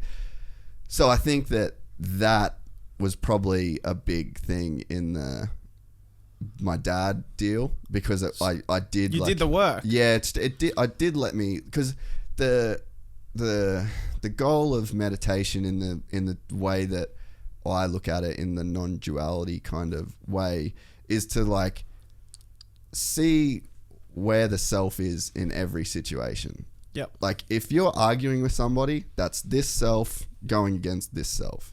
And if you really look for yourself, it's just a voice in your head. And it appears in the same way that a fucking bird tweeting on the branch outside. It's you all are not just, your thoughts. Yeah, it's they're passing things. They're appearing, they come, they go, and after a while, you can kind of, when you're meditating in the way that I am, it's just like looking through myself, seeing through myself in every situation and removing that ego. And then it got me to a place with doing this podcast where I was like, I'm tripping on nothing. Yeah. Like there really isn't there isn't this ego. Like the ego that I think I have is only a thing because I think about it. You know what I mean? So I'd say like that helped, and then the weed stuff probably helps as well. But now it's like kind of a weird deal to where I think that I had there's some kind of insight that I got through that process of reading and spending, like I sat like hundreds and hundreds of sessions of meditation, like as gnarly as you've gone with the running, like I went into that, and there was just a change of perspective, and then it's just different. So what is it? I actually posted it today. I feel like I like the quotes that you post. Yeah, but I feel like this is very on par with exactly what you were saying. Yeah, I always enjoy watching your quotes. I don't like that many people's quotes. And I feel like this is what you just went through with your meditation. Once a person's mind is expanded with an idea or a concept, it can never be satisfied to going back to where it was. Mm. And I feel like that's probably what happened with your meditation, your reading and stuff like that. You understood the concept of what it was, and now you can't go back to that. Yeah, you can't. Once you really see something clearly, you can't clearly. And that's it. again, not once you see it or you have an idea. It's like, but when you really clearly see it, like it's like, you can't go back. It's like I could never go back to that person I was, because I see too clearly now what life feels like, looks like, and is meant to be like. Like there's nothing that could entice me to get back there. Yeah, no, 100%. And I feel like whatever that insight is that I'm talking about is something that is going to develop over time. For and sure. It's something that, and it's like what you said, you still got to do the work. Like I still have to sit down every day. Like I did it before I come to work, and I'll do it before I go to bed, and it's the same fucking thing every single day. Mm-hmm. And now like I've started going in float tanks, and like I can kind of ask the same kind of questions to get to the same sort of place, like in myself. So it's like I think it's an evolving thing, but yeah, it was definitely that case of like you have some kind of shift in the way that you see everything, and like it is to the point where I don't really know, I wouldn't even know how to think how I used to think in a way. Okay. You know, like I still find myself lost in thought. I still find myself getting bad moods. All of those things from... But where you see them now, you immediately acknowledge them for being in the wrong. Whereas once upon a time, you see them and you think that is you. Yeah, you just fully connect with it. Yeah. Nah, it's a trip. So I think that I went through. It's a trip. I went through that in the way that you've gone through the transformation that you've had with the running stuff. And I'd say running is probably a very broad term for like everything that. But it's also a pretty good metaphor too, because what was I doing? Running from everything. Yeah, that's like true. Now I've just caught up. So, what was the process, and like how did you pick the 3Ks? Because I feel like that's a pretty smart number. And like, so how did that all start? Okay, so I think it was Mike Tyson that said it. He said, discipline is doing something that you hate every day, but doing it like you love it. Yeah. And I was like, okay, what do I hate? Fucking running. I have hated it my whole life. So I was like, I need to do a run every day. So it was like on January 1st I started it, but I was like December something like that. I was like, okay, I need to think of something that I'm going to do every day next year that I fucking hate. And I was like, I knew in my head straight away within the first like 1 second, I knew exactly what it was. And I was like, oh, it's going to be running, isn't it? I was like, all right. So I set off on a few runs and I was like, I'm going to have to find like something that's like going to, one, push me, but two, like not be too easy, but it's like I need to work it out. And I found 3K was the perfect thing because it was hard, but it wasn't long enough to be like, oh, this is actually like impossible, but it wasn't short enough to be like, fuck, I'm going to have to do this every day really quick if I don't, you know what I mean? Like if it was 2K, like I'd have to be literally sprinting to be getting better, you know what I mean? Whereas I felt like 3 was that perfect medium range. And I just set off on the challenge to do it, and now I just love it. Yeah, so talk me through the first weeks of this whole thing. Oh, I didn't get... I think it was about... I didn't get even close to enjoying a run or feeling good in a run or not sore on anything till at least the 40th day, 40 plus. Really? Then I started to be like, hold on, like... I finished this run. It was quicker. I've woken up. I'm less sore. I'm going to run again. Hold on. I held that pace and I'm not sore. Like, wait, what's happening now? I don't even stretch before I run. Like this morning's run, I got out of my car, put my things in, press start on Strava, sprinted 3K, press stop. That was it. Got in my car and come here. What? Yeah. That's gnarly. And it's I don't. This is my thing too. This is personal experience. I'm not saying it's right or wrong, but I feel like over 140 days of doing something every single day, my body's adapted to it now. Like that's the only way I know how to explain it. Like it knows what it's going to be doing. Once that run starts, it goes, okay, this is familiar. This happens every day, and then I get through it now. Yeah, man, that's insane. Like it's such a good level of discipline to achieve, and I bet that you're able to apply that to everything, every single thing that you do. Well, because I now know that something I fucking hated, I love it because I do it every day. Like something's hard, I just know if I do it enough, I'm gonna end up loving it anyway. Yeah, that is true. What have you got, like the whole runner's high thing going on? Yeah. Big time. It's such a thing. Really? Yeah. Explain it to me, because I've never got there with running. So it's like I find there's two different runners highs. There's one where it's like you'll get into like almost like a bit of a trance where you hit like a pace and like you won't get faster, you won't get slower, but you feel like you could just run all day. And like I've hit that before where I'm like, okay, I'm not stopping right now. I'm just going to keep running. And when that happens, it's like, it's just a mad feeling. It's like, it's like you're in the car and you've pressed cruise control. You take your foot off the accelerator. You're not on the brake and you're just cruising. And you got the same breath, same everything. And you're like, this isn't getting easier. It isn't getting harder. And you just take off. So like, that's my favorite sort of runner's high. But then there's like the runner's high of, I did a half marathon to raise money for this little girl called Oakley. And we raised $50,000 for her. She was given 6 months to live for the family. I did a half marathon for that, and I'd never ran 21K before. But that finishing moment, like that was a very big runner's high too. Yeah, so you got more of the high, not from running itself, but more so like the accomplishment. The accomplishment, like of the breaking down and like, you know, pushing your body through like that extreme. How was that? Like, how hard was that run? Honestly, when I got to 15K, I was fucked. Like, everything started just getting hard. But it was also, I timed it wrong. It was like 33 degrees. Oh. So, the home stretch sucked. But if I did it again now, I think I'd be... I'm going to do another half marathon very soon, I think, because I feel like I'll be able to do it way better. And so... What is a new goal? Like, has there been new shit that's come up on this year? Because like, if you just go a year just doing the 3Ks a day, like you're just gonna get so fucking good at it. So I actually can't really talk too much about my new goal, but what this has led into is it's eventually like, I didn't know why I was doing it. Like I said, you know how you just sit back and you trust and you have faith in what you're doing, I knew it would lead to something. I wasn't sure what, but like I found my something. You know what I mean? And that's now what I'm working on in the background. Yeah, that's so sick. It's such a good time to do it with COVID too. Like no one's really able to travel and you're kind of stuck at home. And I know a lot of people that have, I guess, committed to... Yours is a pretty extreme example, but there's a lot of people that have... doing some cool things and big things. Heaps of people. That's why it's like I hate sort of like, I don't want to be like that person that's like, look at me, I'm the only one doing it. Like, it's like there's actually a lot of people doing some fucking awesome things out there, and a lot.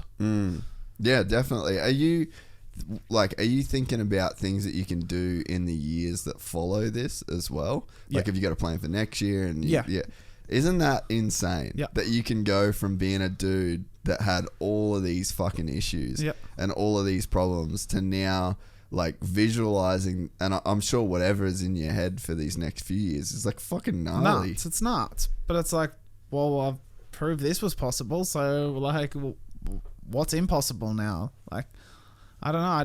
I don't set constraints or restrictions anymore. I just let it come, let it be, and I just know whenever I show up for myself every day, and anything's possible. Yeah, no, definitely. Did you?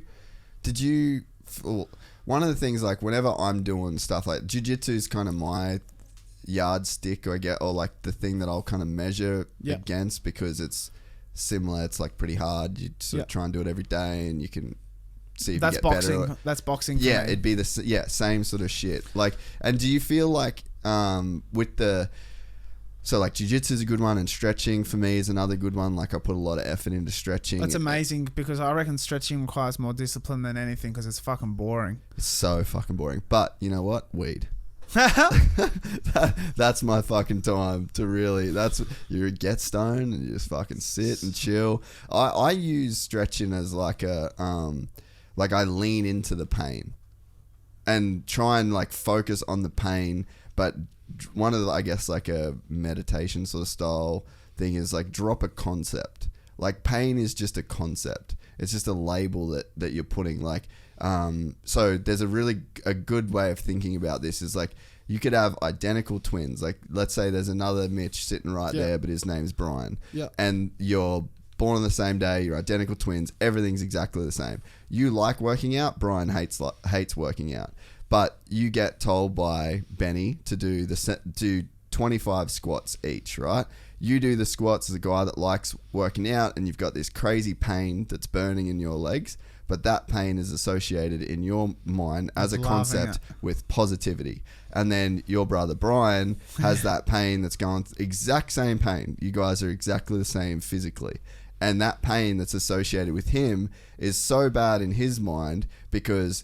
Like on your end, you're going, this means that when I wake up tomorrow, I'm going to be sore. That's fucking sick. I love being sore. I'm going to get bigger. Like there's all this shit that runs through your head. And then there's it's the same pain, but it runs through here. Oh, I'm going to be fucking sore today. I'm not going to be able to, I'm going to be sore when I'm sitting at my desk at work tomorrow. So it's like the feeling that's being presented to the body is identical, but the concepts that surround that feeling are completely different. Wow. One's causing a person a level of suffering in terms of like mental suffering at the level of the self, and then the other, like yours, is there's growth. No suffering. That's growth. There's like pleasure in that. There's a way for you to enjoy it. So I guess like when I'm stretching, I'm trying to get it to the point where it's like pain isn't even a positive because I'm getting better at stretching. There's just no such thing as pain. There's just the feeling.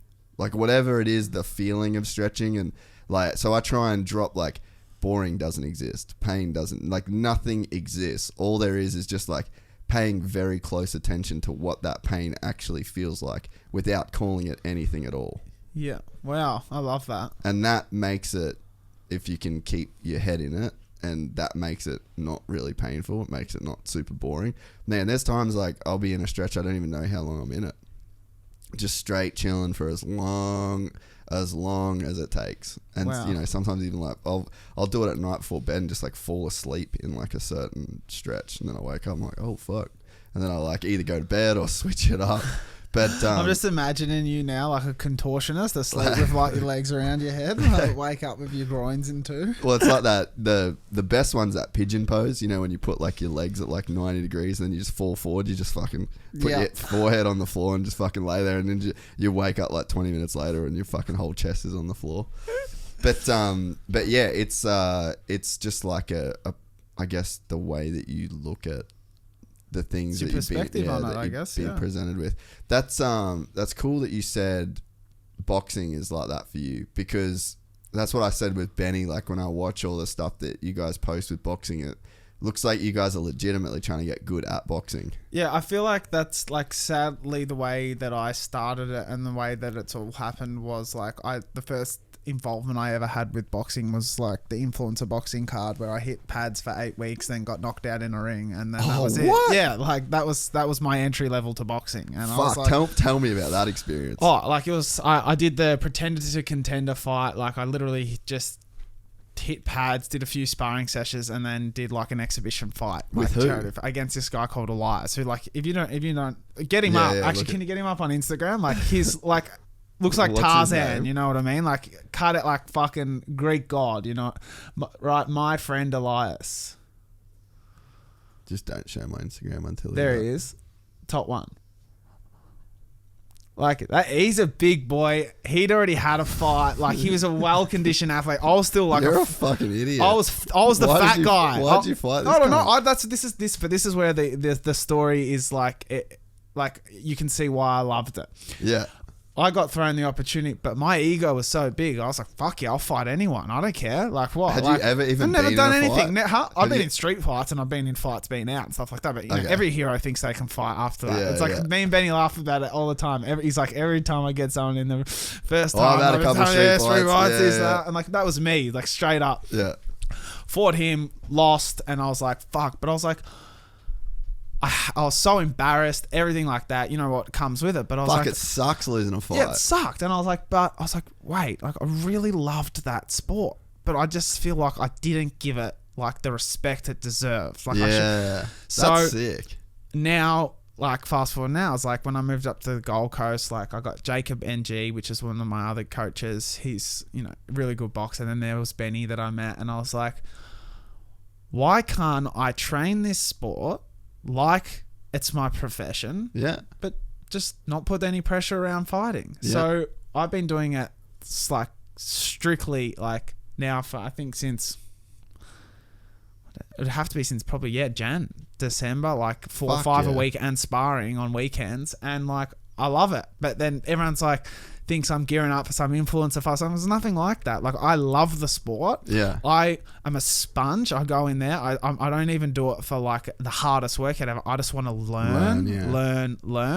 And if in 1, 2, 3, 4 years I feel like having a fight, or I feel like applying that what I've learned, then I'll do it. If not, though, I don't care. I'm loving every day that I train. I love learning and I love the sport, and I want to now pay it the respect that it deserves, because when I started it, I did it. That's fucking cool, man. Yeah, like there's something to be said. Have you ever read a book called The War of Art by Stephen Pressfield? No. So, really good fucking book. Definitely you should read it. It's only small, but it's epic. That's a bit like my dick. Unreal. Same as Ronan's.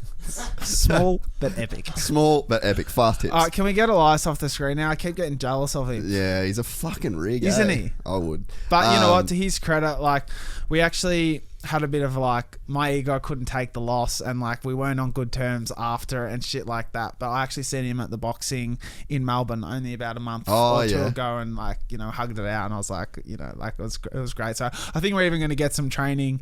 He lives in Byron now, so sick. Get some more sparring in, or have a session, you know, that's have a hit out cool. Now that it's, you know, all been aired out and it's all good, and I can accept that I've got knocked out. Well, now that you can actually fight, you understand that you probably don't really even want to fight that exactly much. It's like not really the move, and that's the beauty about it. I like saying it's like high stakes chess, like it's just strategic. Yeah, nah, dude, 100%.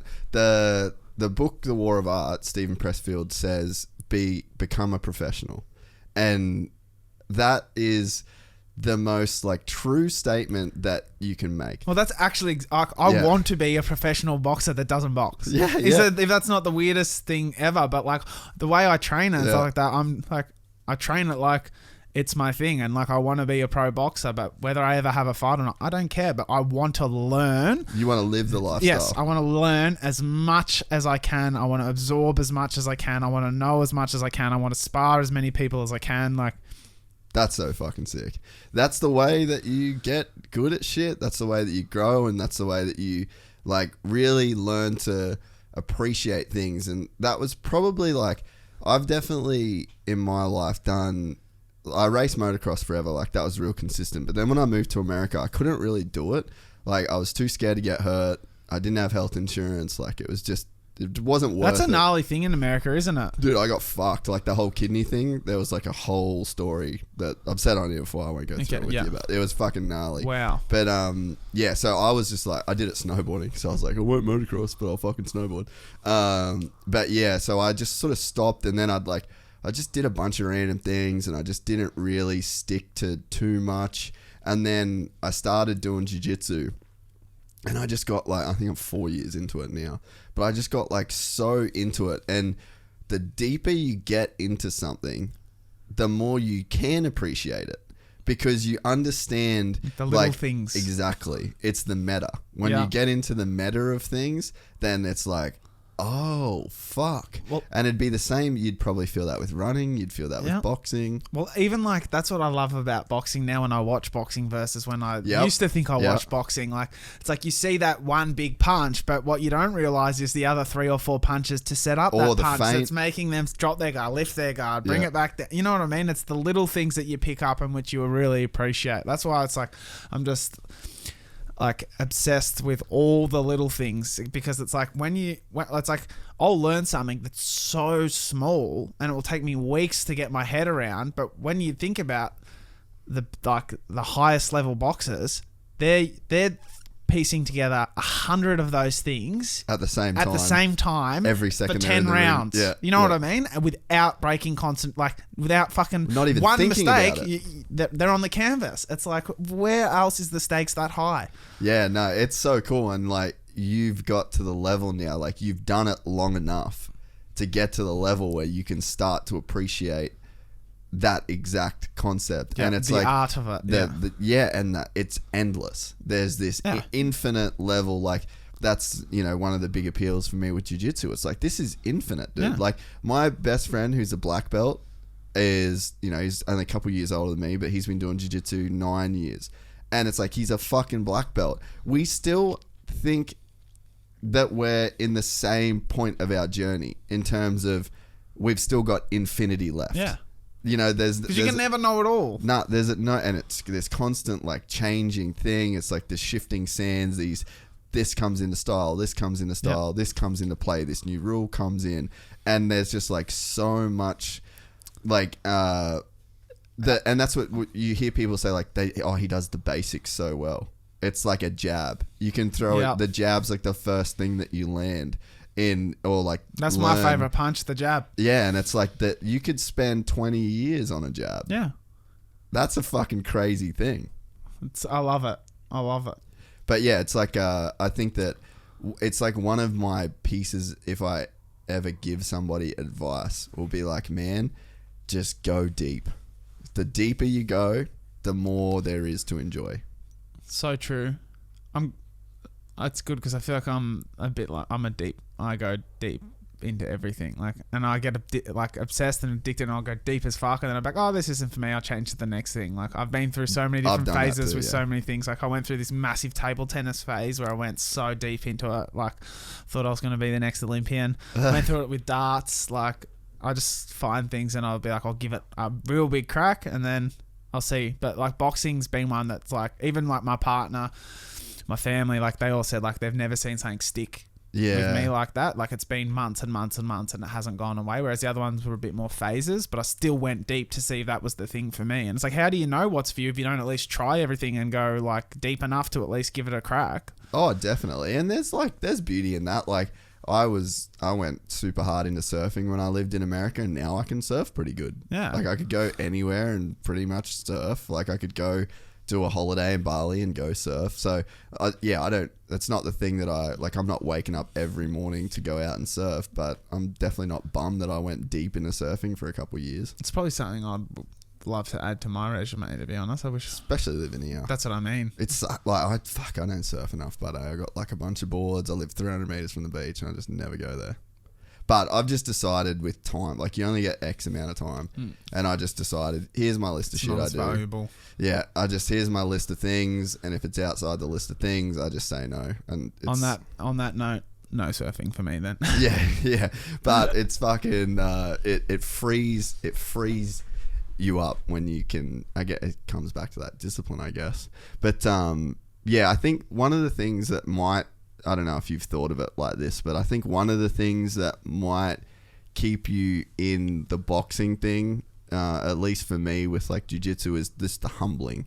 Oh, like yes. I just know, and I talk about it all the time. Like I'm going to train tonight right after we leave this podcast. I'm going to drive my fucking sorry ass to the gym. I might not have drunk enough water. I might not have got enough food in me, but I got to fucking go there, and I'm probably going to get bashed. Yeah, I love it. And you know what else I love too?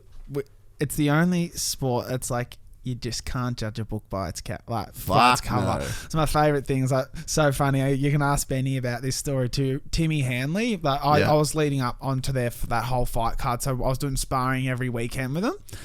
Benny bought one of his mates in, Lukey Scullion, his name is. He had I think, like 13 amateur fights or something like that. But we were sparring with him, and I knew I had rounds with him, and Timmy had rounds with him. And he's walked in, like glasses on, just looked like the most like just. You would never, ever pick it. You know what I mean? And me and him both at the same time looked at Benny and went, and that is why you never pick a fight with someone you do not know. And it was just that fucking thing, knowing that he can get in that ring, whoop our ass, and no one would ever know. Like, I love that asset that you can, like, and that's what I love, like, that the boxing gives people that. Oh, there was a really good quote about boxing that I read recently. I'm trying to remember it, but I can't. It's on the tip of my hand. It was like, it gives...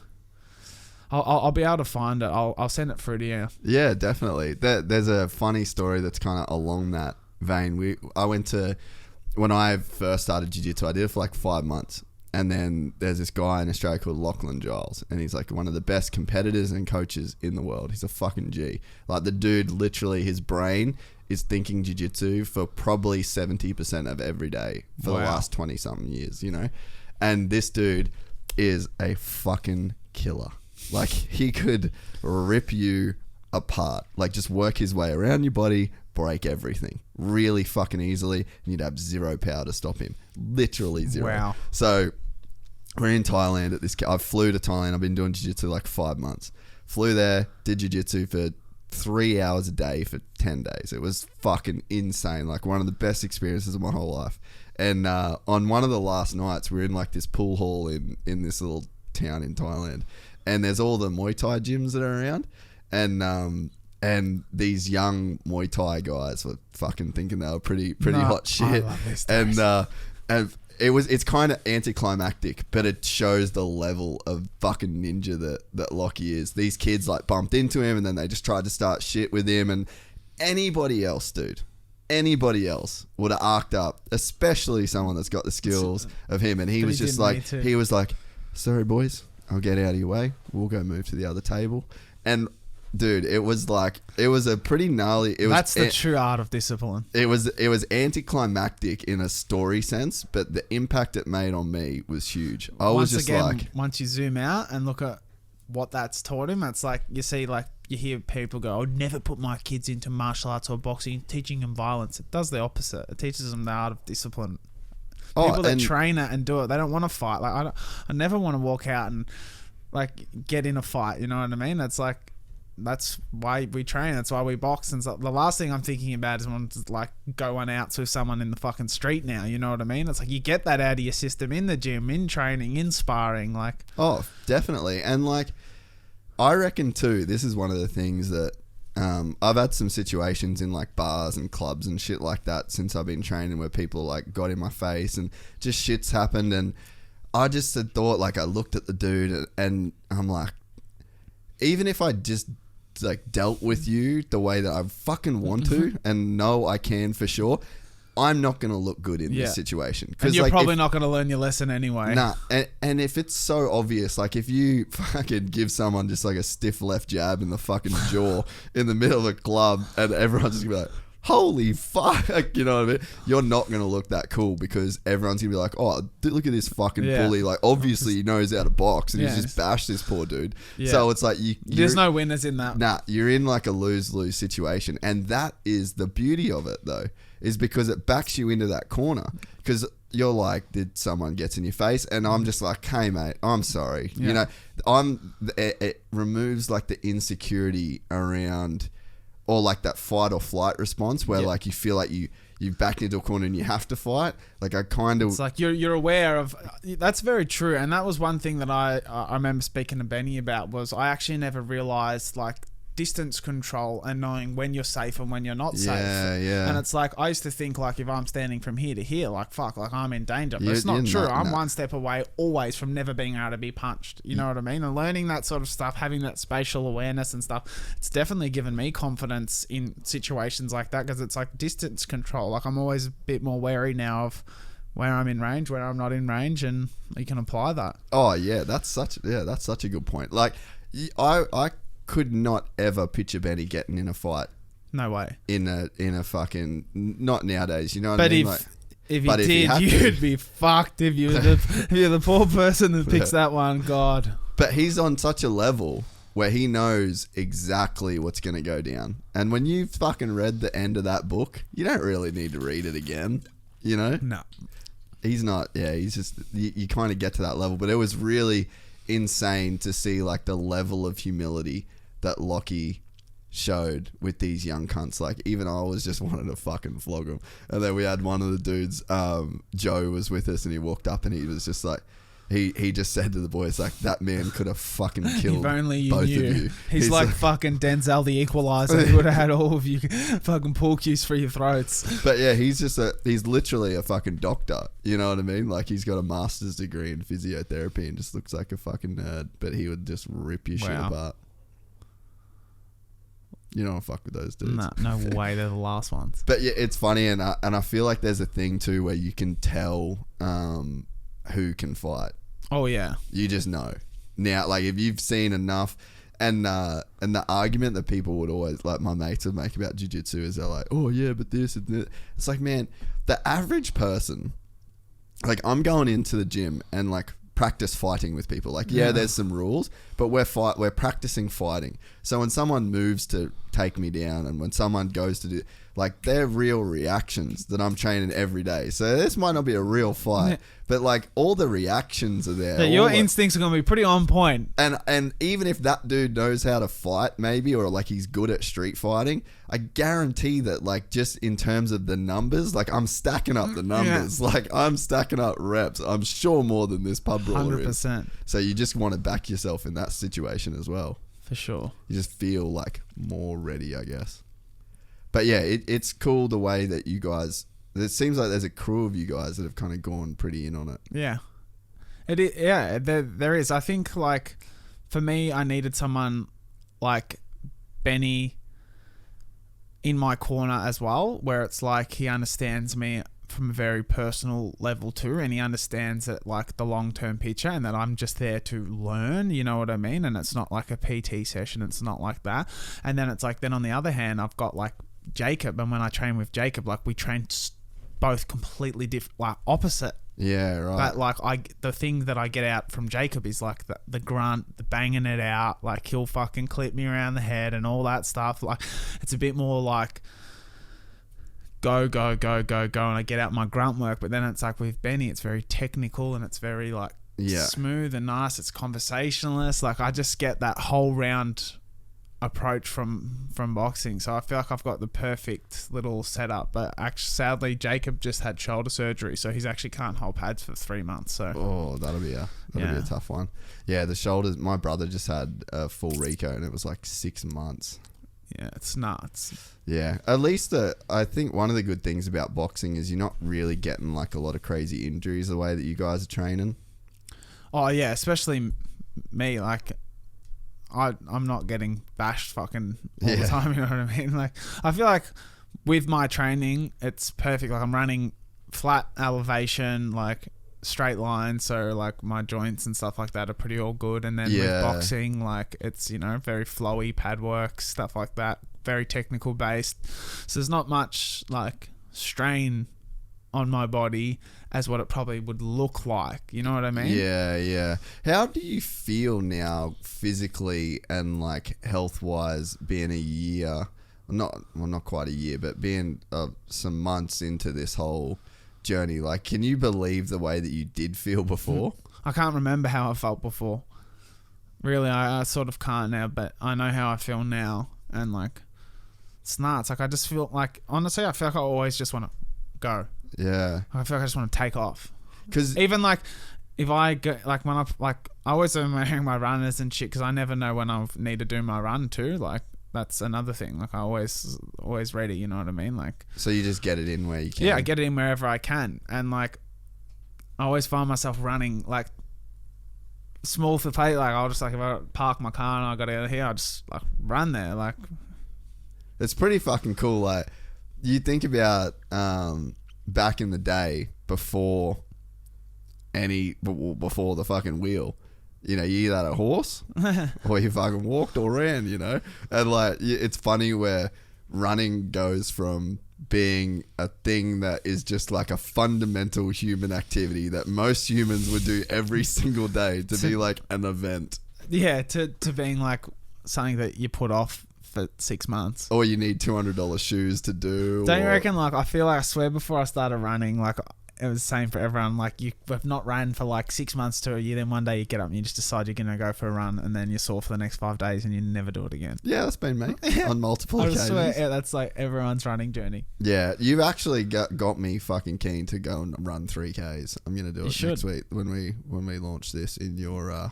in my honour. In your honour. I'd love that. I'd love to do one with you, but I think you'd fucking smoke me. I can come down to your pace. There's no rules on where my pace needs to be. Yeah, well, all right. Maybe we fucking do a run next week. Why don't we do that? Why don't, on the launch day of this, I'll run with you. All right. I'll be fucking down with that. We'll go run along Burleigh. Yep. Because where are you? You're living in Broady. Broady, but I can come to Burleigh. That's fine. I love running Burleigh. I was going to say, run to Burleigh. You'll be a little bit tired. And then do the 3K. And then I'll do me 3Ks with you. Sounds fair. What was your way of like, when you got into it, so you did the Strava thing and you like did the watch, so you knew exactly where you're at? Yeah, so I actually started off with the Apple Watch, but I was too, like, I always sometimes didn't charge, sometimes it was dead, sometimes I forget it, and when I did that, it really fucking like threw me off. So I needed something that was like, and I was like, okay, I always have my phone on me, and my phone's generally always charged, so I need to sort of make it a bit easier for me. So I found Strava, and that just worked perfect for me because I always had it on me, and I could always just track and run from wherever I was. Yeah, because I feel like that shit helps, right? Like when you are like tracking things, like, yeah, I you know need to make it as better. easy as possible for you, so at any time, like, you know what I mean, like if I had to, for instance, say I hadn't ran yet, but it was like, if I wanted to run after this, but I knew I had to go home first to get my Apple Watch and then drive to the beach, but it's like, if I want to, I can walk out of these front doors, press start on Strava and just take off. Yeah. What was in Atomic Habits, what's his little tagline around that, like remove obstacles or something like that? Like when you're trying to create a new habit, remove all the obstacles. So if an obstacle is like, an Apple phone that's not an Apple Watch that's not charged, then just remove it. Then remove all of the distraction or like the possible barriers to entry. Well, that was why I got rid of the Apple Watch. Yeah. So the other thing, which I will fucking talk about, because I swear to God it's nuts, and I don't know what these are called, but these shoes changed my fucking life in running. Zoom X, Nike Air Nike, Zoom. I think they're called Zoom Ultra Flies or something. I don't know what they are, but they're fucking ridiculous. Really? It's like running on clouds, bro. They're actually banned from marathons. Yeah, right. Can you pull them up, Rose? I think they're called... How much are those fuckers? I think they were like $400 or something fucked, but Nike Zoom X Ultra Fly, Vaporfly or something. Zoom X. Damn, they ain't cheap either. Yeah. That's some good shit. They are. Wow. Really? Like, honestly. Yeah, those ones there. Yeah. nuts. They're funky looking shoes, eh? Honestly, nuts. Like, I didn't think a shoe could make such a difference. And like, so what is the difference? Like, what? It's like running on a cloud. So you just I don't get sore feet, nothing. Yeah, And my feet was my sorest thing when I used to run. Yeah. Okay. Yeah, I feel like yeah, I don't even know the last time I run to be able to tell you what fucking hurts when I run. Eh? Well, we'll find out next week. Oh yeah, I know. Fuck, I can't stand running. Eh? I'm that guy. Like, it's funny though, right? So I'll sit here and just fucking shoot everyone's ear off about meditation.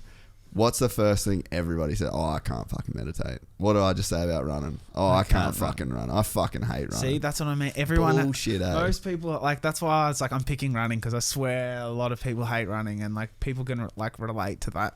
Well, the thing with running too is that what you just said, you don't need anything to do it. Like, you can get it to the point where you just run out your front door. Yeah, like, I'll run anywhere. Like, I had my partner launched her new website. It was called Well Web. She was at her launch. Anyway, I knew what the day looked like and the time and stuff like that. And I wore my shorts and runners to the event.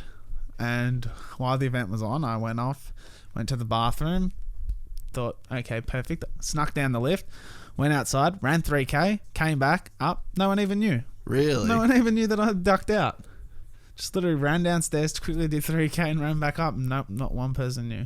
Have you had any like milestone runs that just like fully, or like breakthroughs where you've kind of, you go through and you're like, man, I did something clicked. Like, this has just changed for me now. Yeah, I did. A few of my milestone runs was my first one under 4-minute Ks was an amazing feeling, like sub 12. Like, I wanted to get under 4-minute Ks. Like, that was a really good feeling.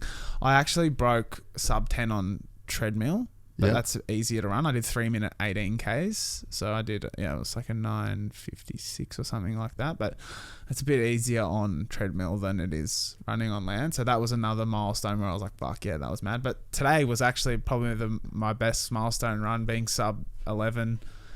Yeah, I think, what was it? What was my pace? I'll get it up here. My pace was 3-minute 36 for 3K. That's so sick, eh? And what's the feedback been from the people that follow? It's just like, people just love, like, it's more so the reminder. I don't have every day everyone replying to my run going, oh, amazing, you've done it, another day. It's more so just like, thank you for being so consistent and showing this consistently. Yeah. You know what I mean? Like, just for reminding, like,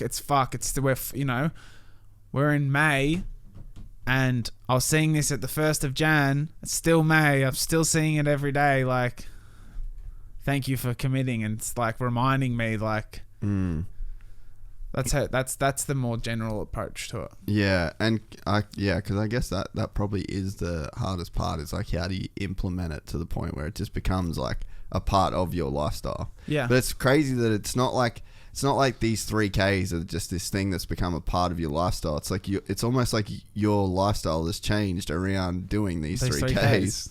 And that's why I do everything with like the intention of nothing. Like, I didn't know why I was doing those 3Ks. I just knew that I needed a bit better discipline.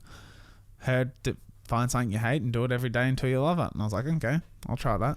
Are you on like the full David Goggins Instagram daily looking for inspiration? No, I'm not. The only thing I do every day for my inspiration is I do a post every morning called Today's Bible, which is just a quote or an intention set for the day. That's probably the only thing that I really do. Apart from that, probably 60 to 70% of the time I don't even run with music in my ears. Yeah, okay. Just and you just want that time. Yeah, just raw dog it. Raw dog. Everything's better raw dog. Everything's better raw dog. So what is keeping you busy on a day-to-day, like, business wise? Are you guys still not doing the podcast anymore? No podcast. But so my YouTube channel, my Instagram, my partner's got 3 businesses, which obviously I'm involved in to a degree. Yeah. And we've got a kid, and there's something else that I've been working on for a while now that I can't really talk about, but I'll get back on here again one day, hopefully, and we can talk about it. But it's all just naturally followed, literally just living an authentic lifestyle, and it's just started like things arise and you just run with it. I don't know. What's the I guess like the tag kind of influencer? Because like, is that what you'd feel like you'd fall under, or like, because it's funny, that term seems like so loaded to people. Yeah, it seems like a term that people don't want to wear proudly. Yeah, but also I'm not going to shy away from it. I feel like having influence is a good thing as long as you're influencing people to do the right things, and I feel like I do. So I'm pretty proud to influence, you know what I mean? I feel like I put out a pretty good message. People can take it. They don't want to take it. They don't have to follow me, but I feel like the shit that I put out, I'm pretty happy with and proud of, and if it influences people, I feel like I'm influencing them to at least do semi the right thing, and if it helps one or two people, then I'll fall under that category for sure. And so you are then one of the rare people that don't see it as, I guess, like a negative term, because I feel like it's just become a negative I would term. never put it this way. I'd never go, hey mate, I'm Mitchell and I'm an influencer. You know what I mean? I never. Someone says, what's your job title? I don't go, I'm an influencer. But like, I understand that if you were to call a spade, well, I'm a spade. Yeah, fair enough.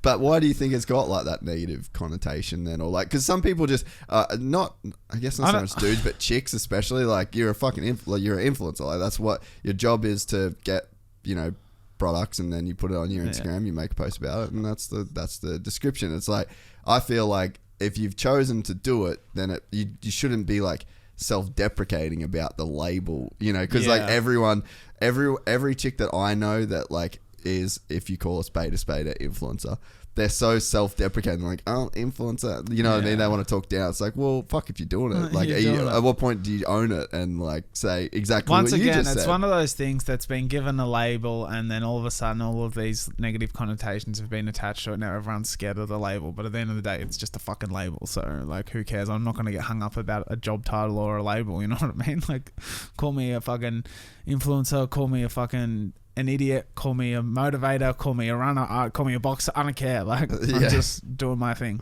Yeah, that's probably the move. But it just doesn't seem like that's the way that people are kind of. I guess like, most people look at it. And sadly, I feel like I'm not here to talk up or to shit on influencers or anything like that. But like, I feel like a lot of, say, influencers would have been given those bad connotations, because I feel like people just see what they do and they're like, fuck, their life is too easy and I wish I had this. Okay. You know what I mean? Like, it's like they live so easy. So I hadn't thought of it like that. And it's like, fuck you fucking influencer. You know what I mean? Like, which, once again, like, yeah, it's a hard one too, because like, if you're a fucking super hot chick, it's like path of least resistance. It's like, you're gonna get like followers and people are gonna follow you, and like, you're gonna become an influencer probably, you know what I mean? You're going to have influence because you're going to have people that follow you in critical mass. When you put out a message, you can influence those people to do things, to buy things, to say things. Like, simple as that. Yeah. Fuck, it is weird, eh? It's weird when like, because you're super fucking like, and I'm talking about chicks in this sense, like, because you're super hot, like, that's the path. Like, that's the funnel. Like, you kind of just... You gravitate towards that because there's a lot of money to be made. You can, and it like can fucking get you good shit. It makes your life a lot easier, you know. 100%. So it's sort of it makes sense that's why it's like, I'll wear the title, I won't wear the title, whatever. You can, you know what I mean? Label me with it. I'll label myself with it. Whatever. I don't. Yeah, there's definitely some like. You got to have respect for people that have made like gnarly money and like big businesses out of it, dude. Like, I look at like Tammy Hembrow and just be like, amazing.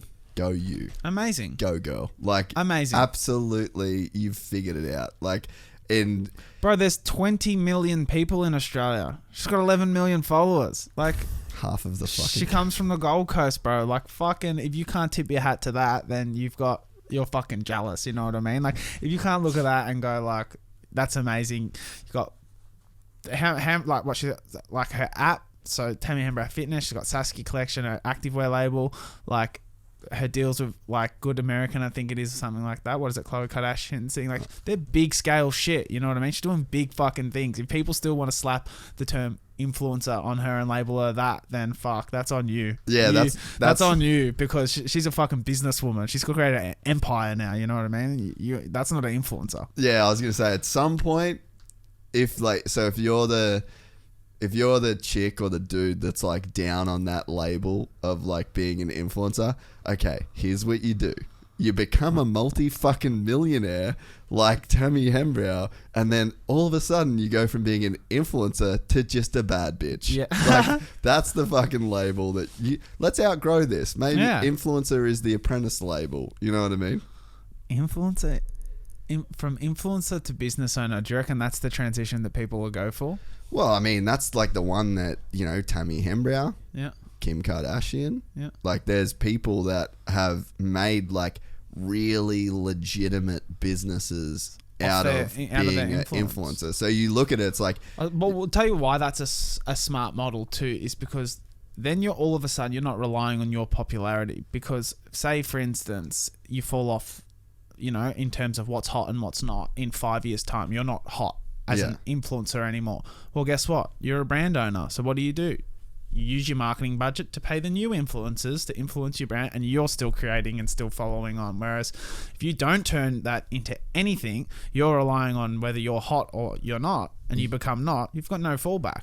Yeah, and if you get stuck on that whole label and you never really... Because I feel like, in my own experience, right? So there's a point where doing this podcast where I'm telling people like, oh yeah, I got a podcast. Oh, you do that full time? Yeah, I do that full time. Oh, that's cool. And every time you tell somebody like, oh yeah, I'm doing this podcast, you feel it. Yeah. You know what you're getting back from them. And it's just like, you got to wear that feeling for a really long fucking time. And somewhere, I don't know exactly when, it just changed. And I was just like, yeah, this is what I do, man, blah, blah, blah. And I don't give a fuck what people think about it. Because it's authentic to you. You're doing what you love. You fucking love every one of your days. Whether they think that you're a podcaster or whatever they want to call you, don't care. You know what I mean? It's like, you know what your day looks like. You're fucking having a good day. You get to have good conversations. You're reaching... Your message is getting shared. You're hitting the millions of people. Like, you're doing you. Like, at the end of the day, what their interpretation of is on a handshake when they introduce yourself, you're not going to lose sleep over it. But that place, you can get stuck in that place, I reckon, of like caring and feeling it and like always whatever. Because whenever you do anything, like whenever you set out to start a business, whenever you like my friend Sam, for example, like he owns Fist Handwear. They make motocross gloves. He's been doing it 10 years. And there was a point in time where Fist gloves weren't the coolest gloves to wear. They just weren't. Yeah. And he started at the bottom and then, oh yeah, I got this glove company, and people would have just been looking like, oh, that's cool, man. Like, how long are you going to be doing that for? Like, maybe you should get a job. Yeah. And then it's like at some point you turn around and fast forward 10 years, he's the second biggest glove company in Australia. And then now nobody's looking at him like, oh, when are you going to get a full-time job? But it's like he embraced that feeling, or like he saw what he was going to be and didn't take stock into what anybody else was thinking in the moment, and I think that's important. It's an important thing to be able to do, and it's a hard thing probably to be able to do. Oh, and I think that's the thing that either stops people from like reaching their potential or stops people from starting at all. Yeah. And it's like, you're not, it's cool the way that you said it. You're like, oh, they call me the fuck you want. Like, I'm doing, this is what I do. I do this, and this. And then I've got these plans and these plans. And yeah, because at some point, like, you are right. You're not going to be young. You're not going to be good looking. You're not going to have all of those things, people would follow for on a visual level. Yeah. And I think too, like, if you can just add value to anyone across the board in anything, whether it's like gloves or fucking kombucha, or like if there's something that you're doing that's valuable, like that's gonna hit, like 100%. People have to find how to be valuable. Yeah, big time. I agree. What's our run time? I've gone a long time without having any water. What are we at right now, Ryan? 2 hours. Whoa, that's the longest podcast with double I reckon I've ever done. Really? What did you guys normally do when you did yours? 45 minutes. How did you run that? Because it was with Spin, eh? Yeah, we just went in and came up with a topic for the week and so it was like a topical. Yeah, we'd have like a topic and then to speak about it. Yeah. Did you enjoy doing like the podcast thing or? No, not enough to keep doing it. Yeah. You know what I mean? It had its perks, but it wasn't really my thing, you know what I mean? I didn't fucking look super excited to get in there every week. I couldn't have done, more than one a week or anything like that. Whereas I know when I'm passionate about something, like I'll be like, fuck, who can we get on? I want to come in. Let's film, let's record. So. Yeah. So with the YouTube stuff that you're doing now, what is it like vlog stuff? Yeah, like just how vlogs. do you, and so what's like not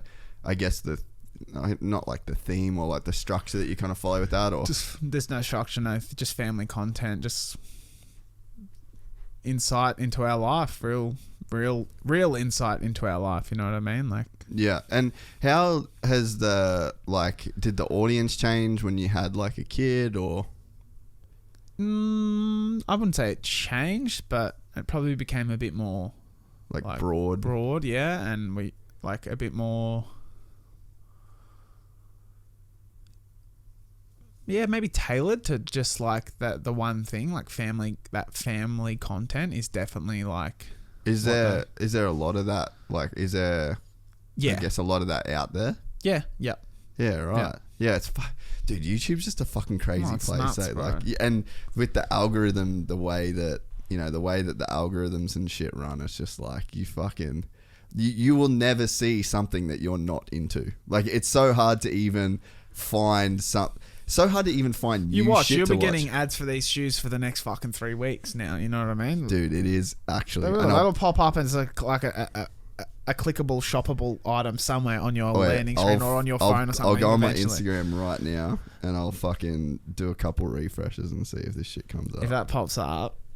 Oh, I wonder what account it'd go under. But yeah, you are fucking right about that. Serious. And I'll probably buy those shoes. Yeah. You can't. And then I'll be fucking running down Burley and then you'll just come flying past me and you'll be like, these shoes are fast.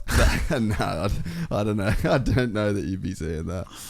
So what else is coming up for you in Mitch's world, you reckon? My days are looking pretty...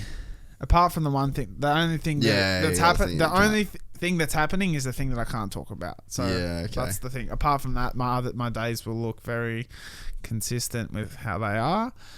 But I feel like that is aligning me to this higher purpose. Yeah, okay, that's pretty cool. So that app, is it an app that Chloe's doing or a website? Yeah. So who's she doing that with? She got it built in San Francisco. Yeah, right. Yeah. So what's the name of it again? You can type it in, right? www.wellweb.com. I've heard about this. Well, WELL. Yeah. I've heard someone mentioned this to me the other day. It's pretty impressive. And so what's like the X out, bruh? What's the concept and stuff?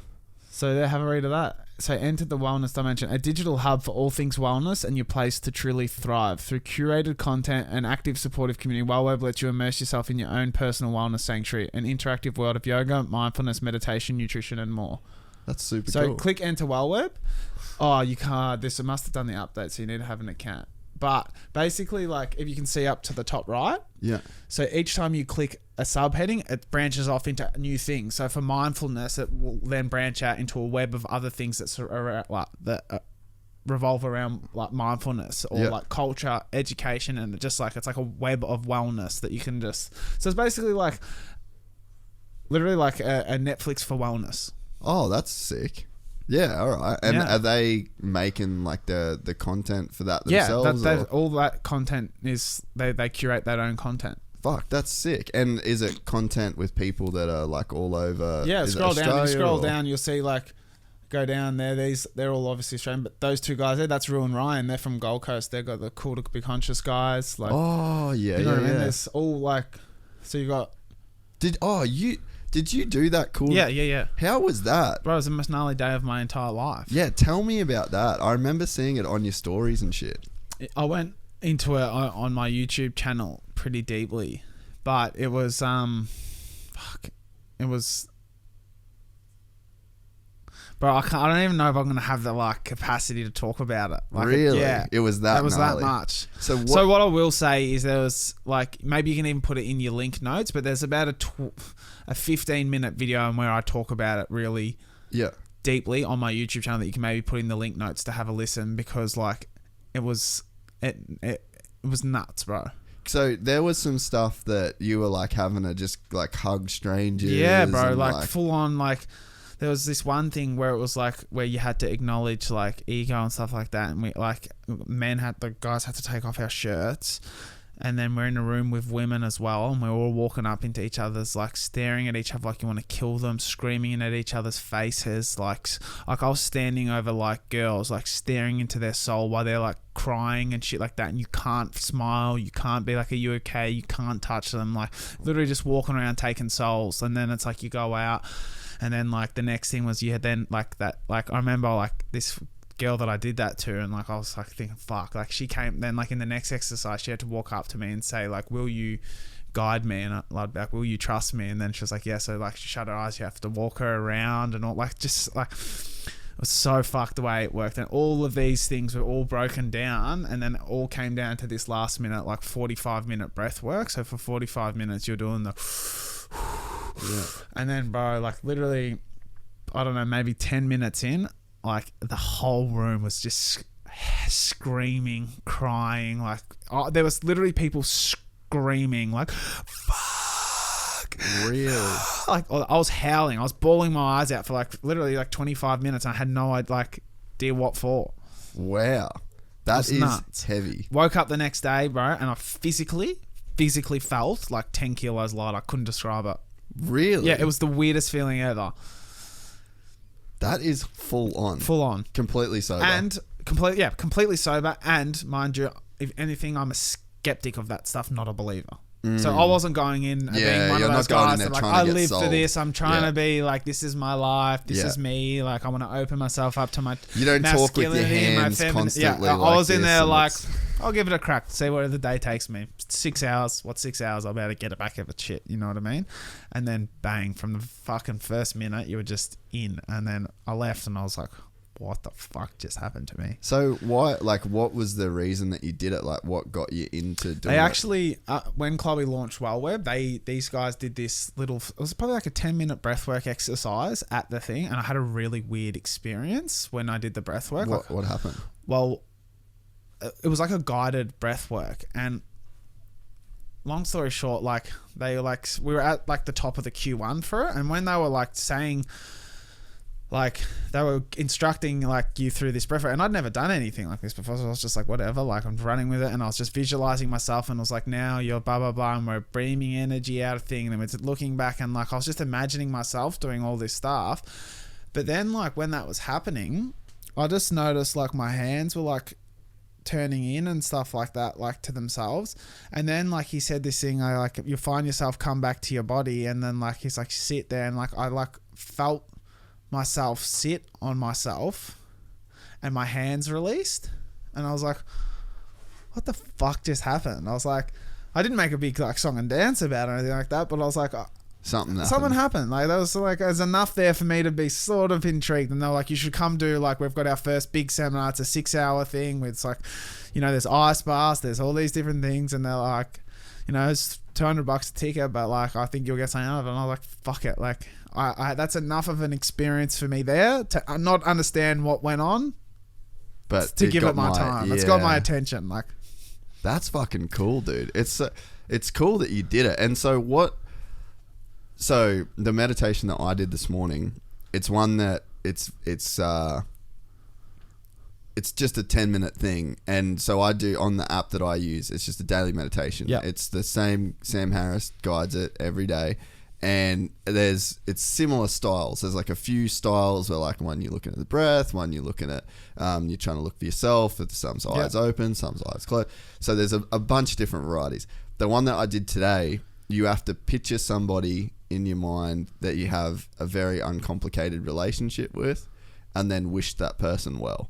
just over and over Wow. and over and over. And I did it today. Like, I thought about Daniel Ricciardo. Like, he's racing Monaco on the weekend. So I was like, you know what? I'm fucking send Danny Rick some good vibes. That is mad. But, like, I could just struggled.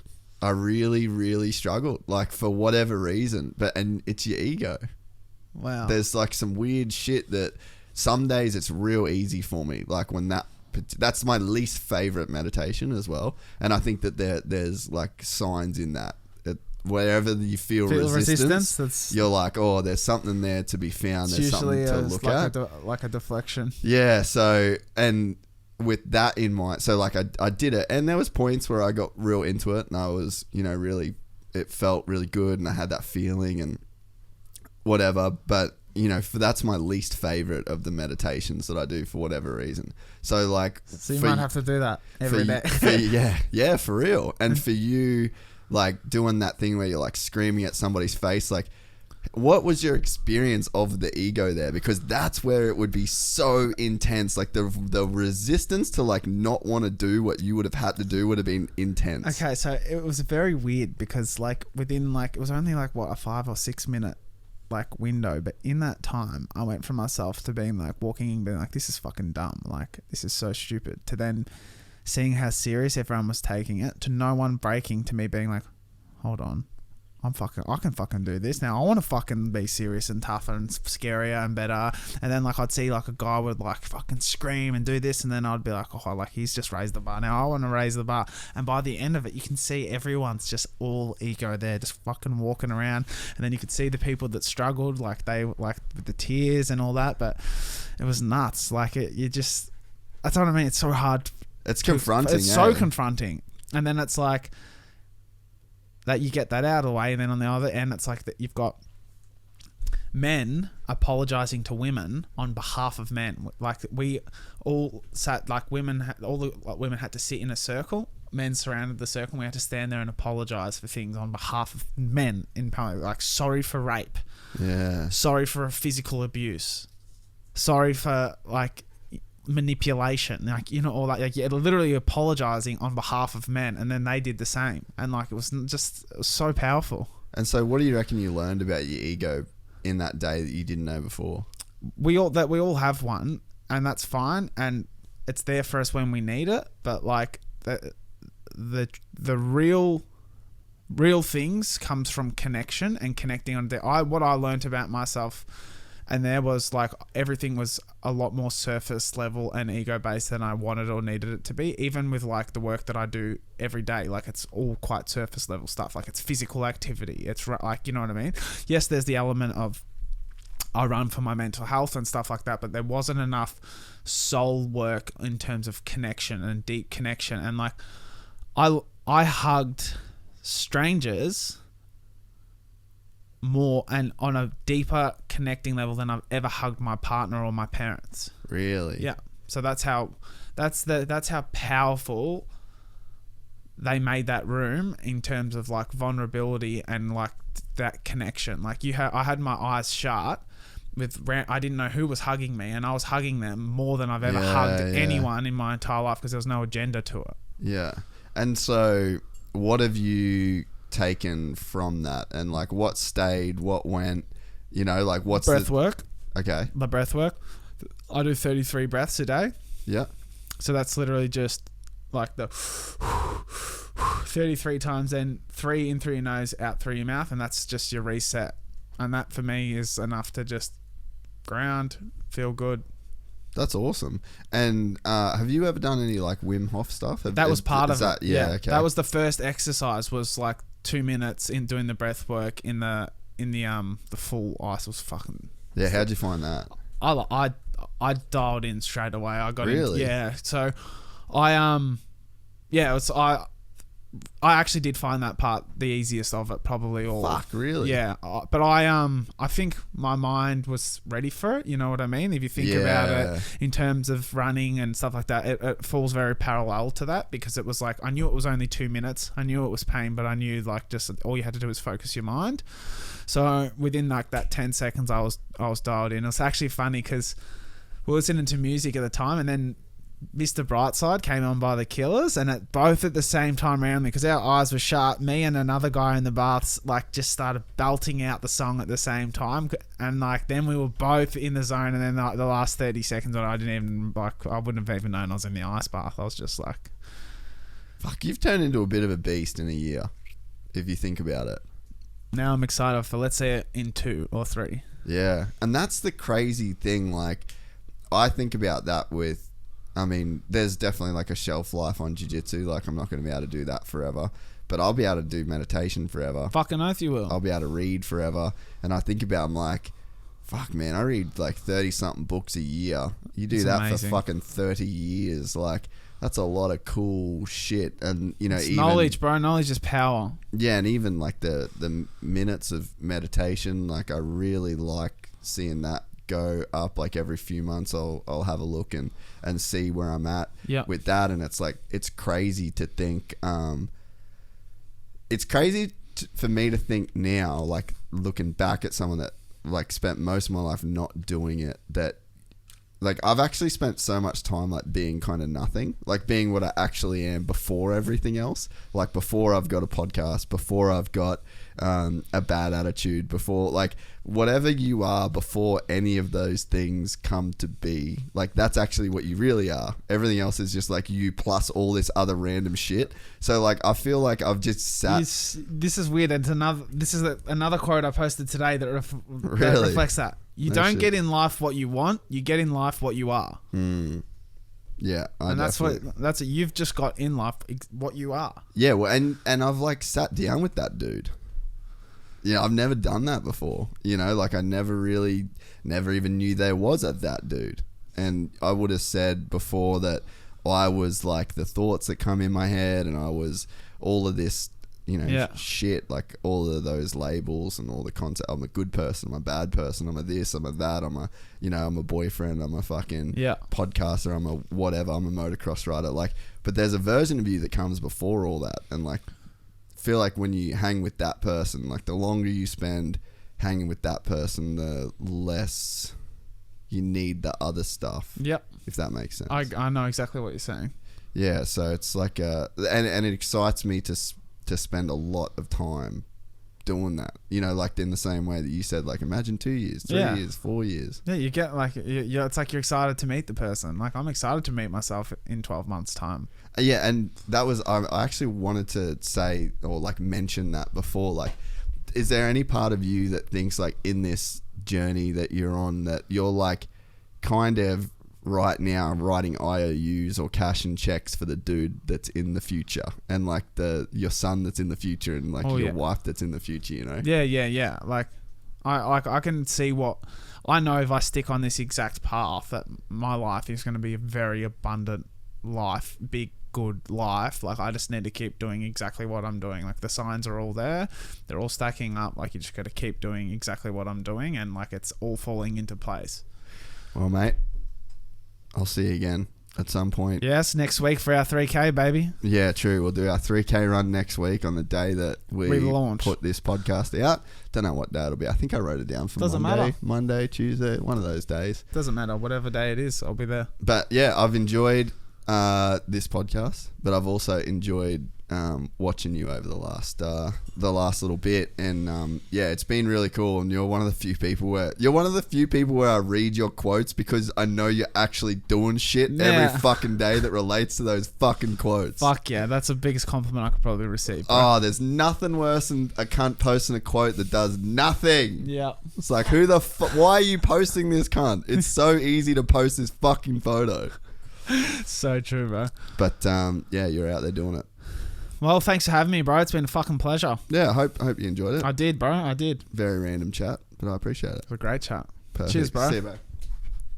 Thanks, mate. Oh, done 2.5 hours. Fucking, let's go. Big one.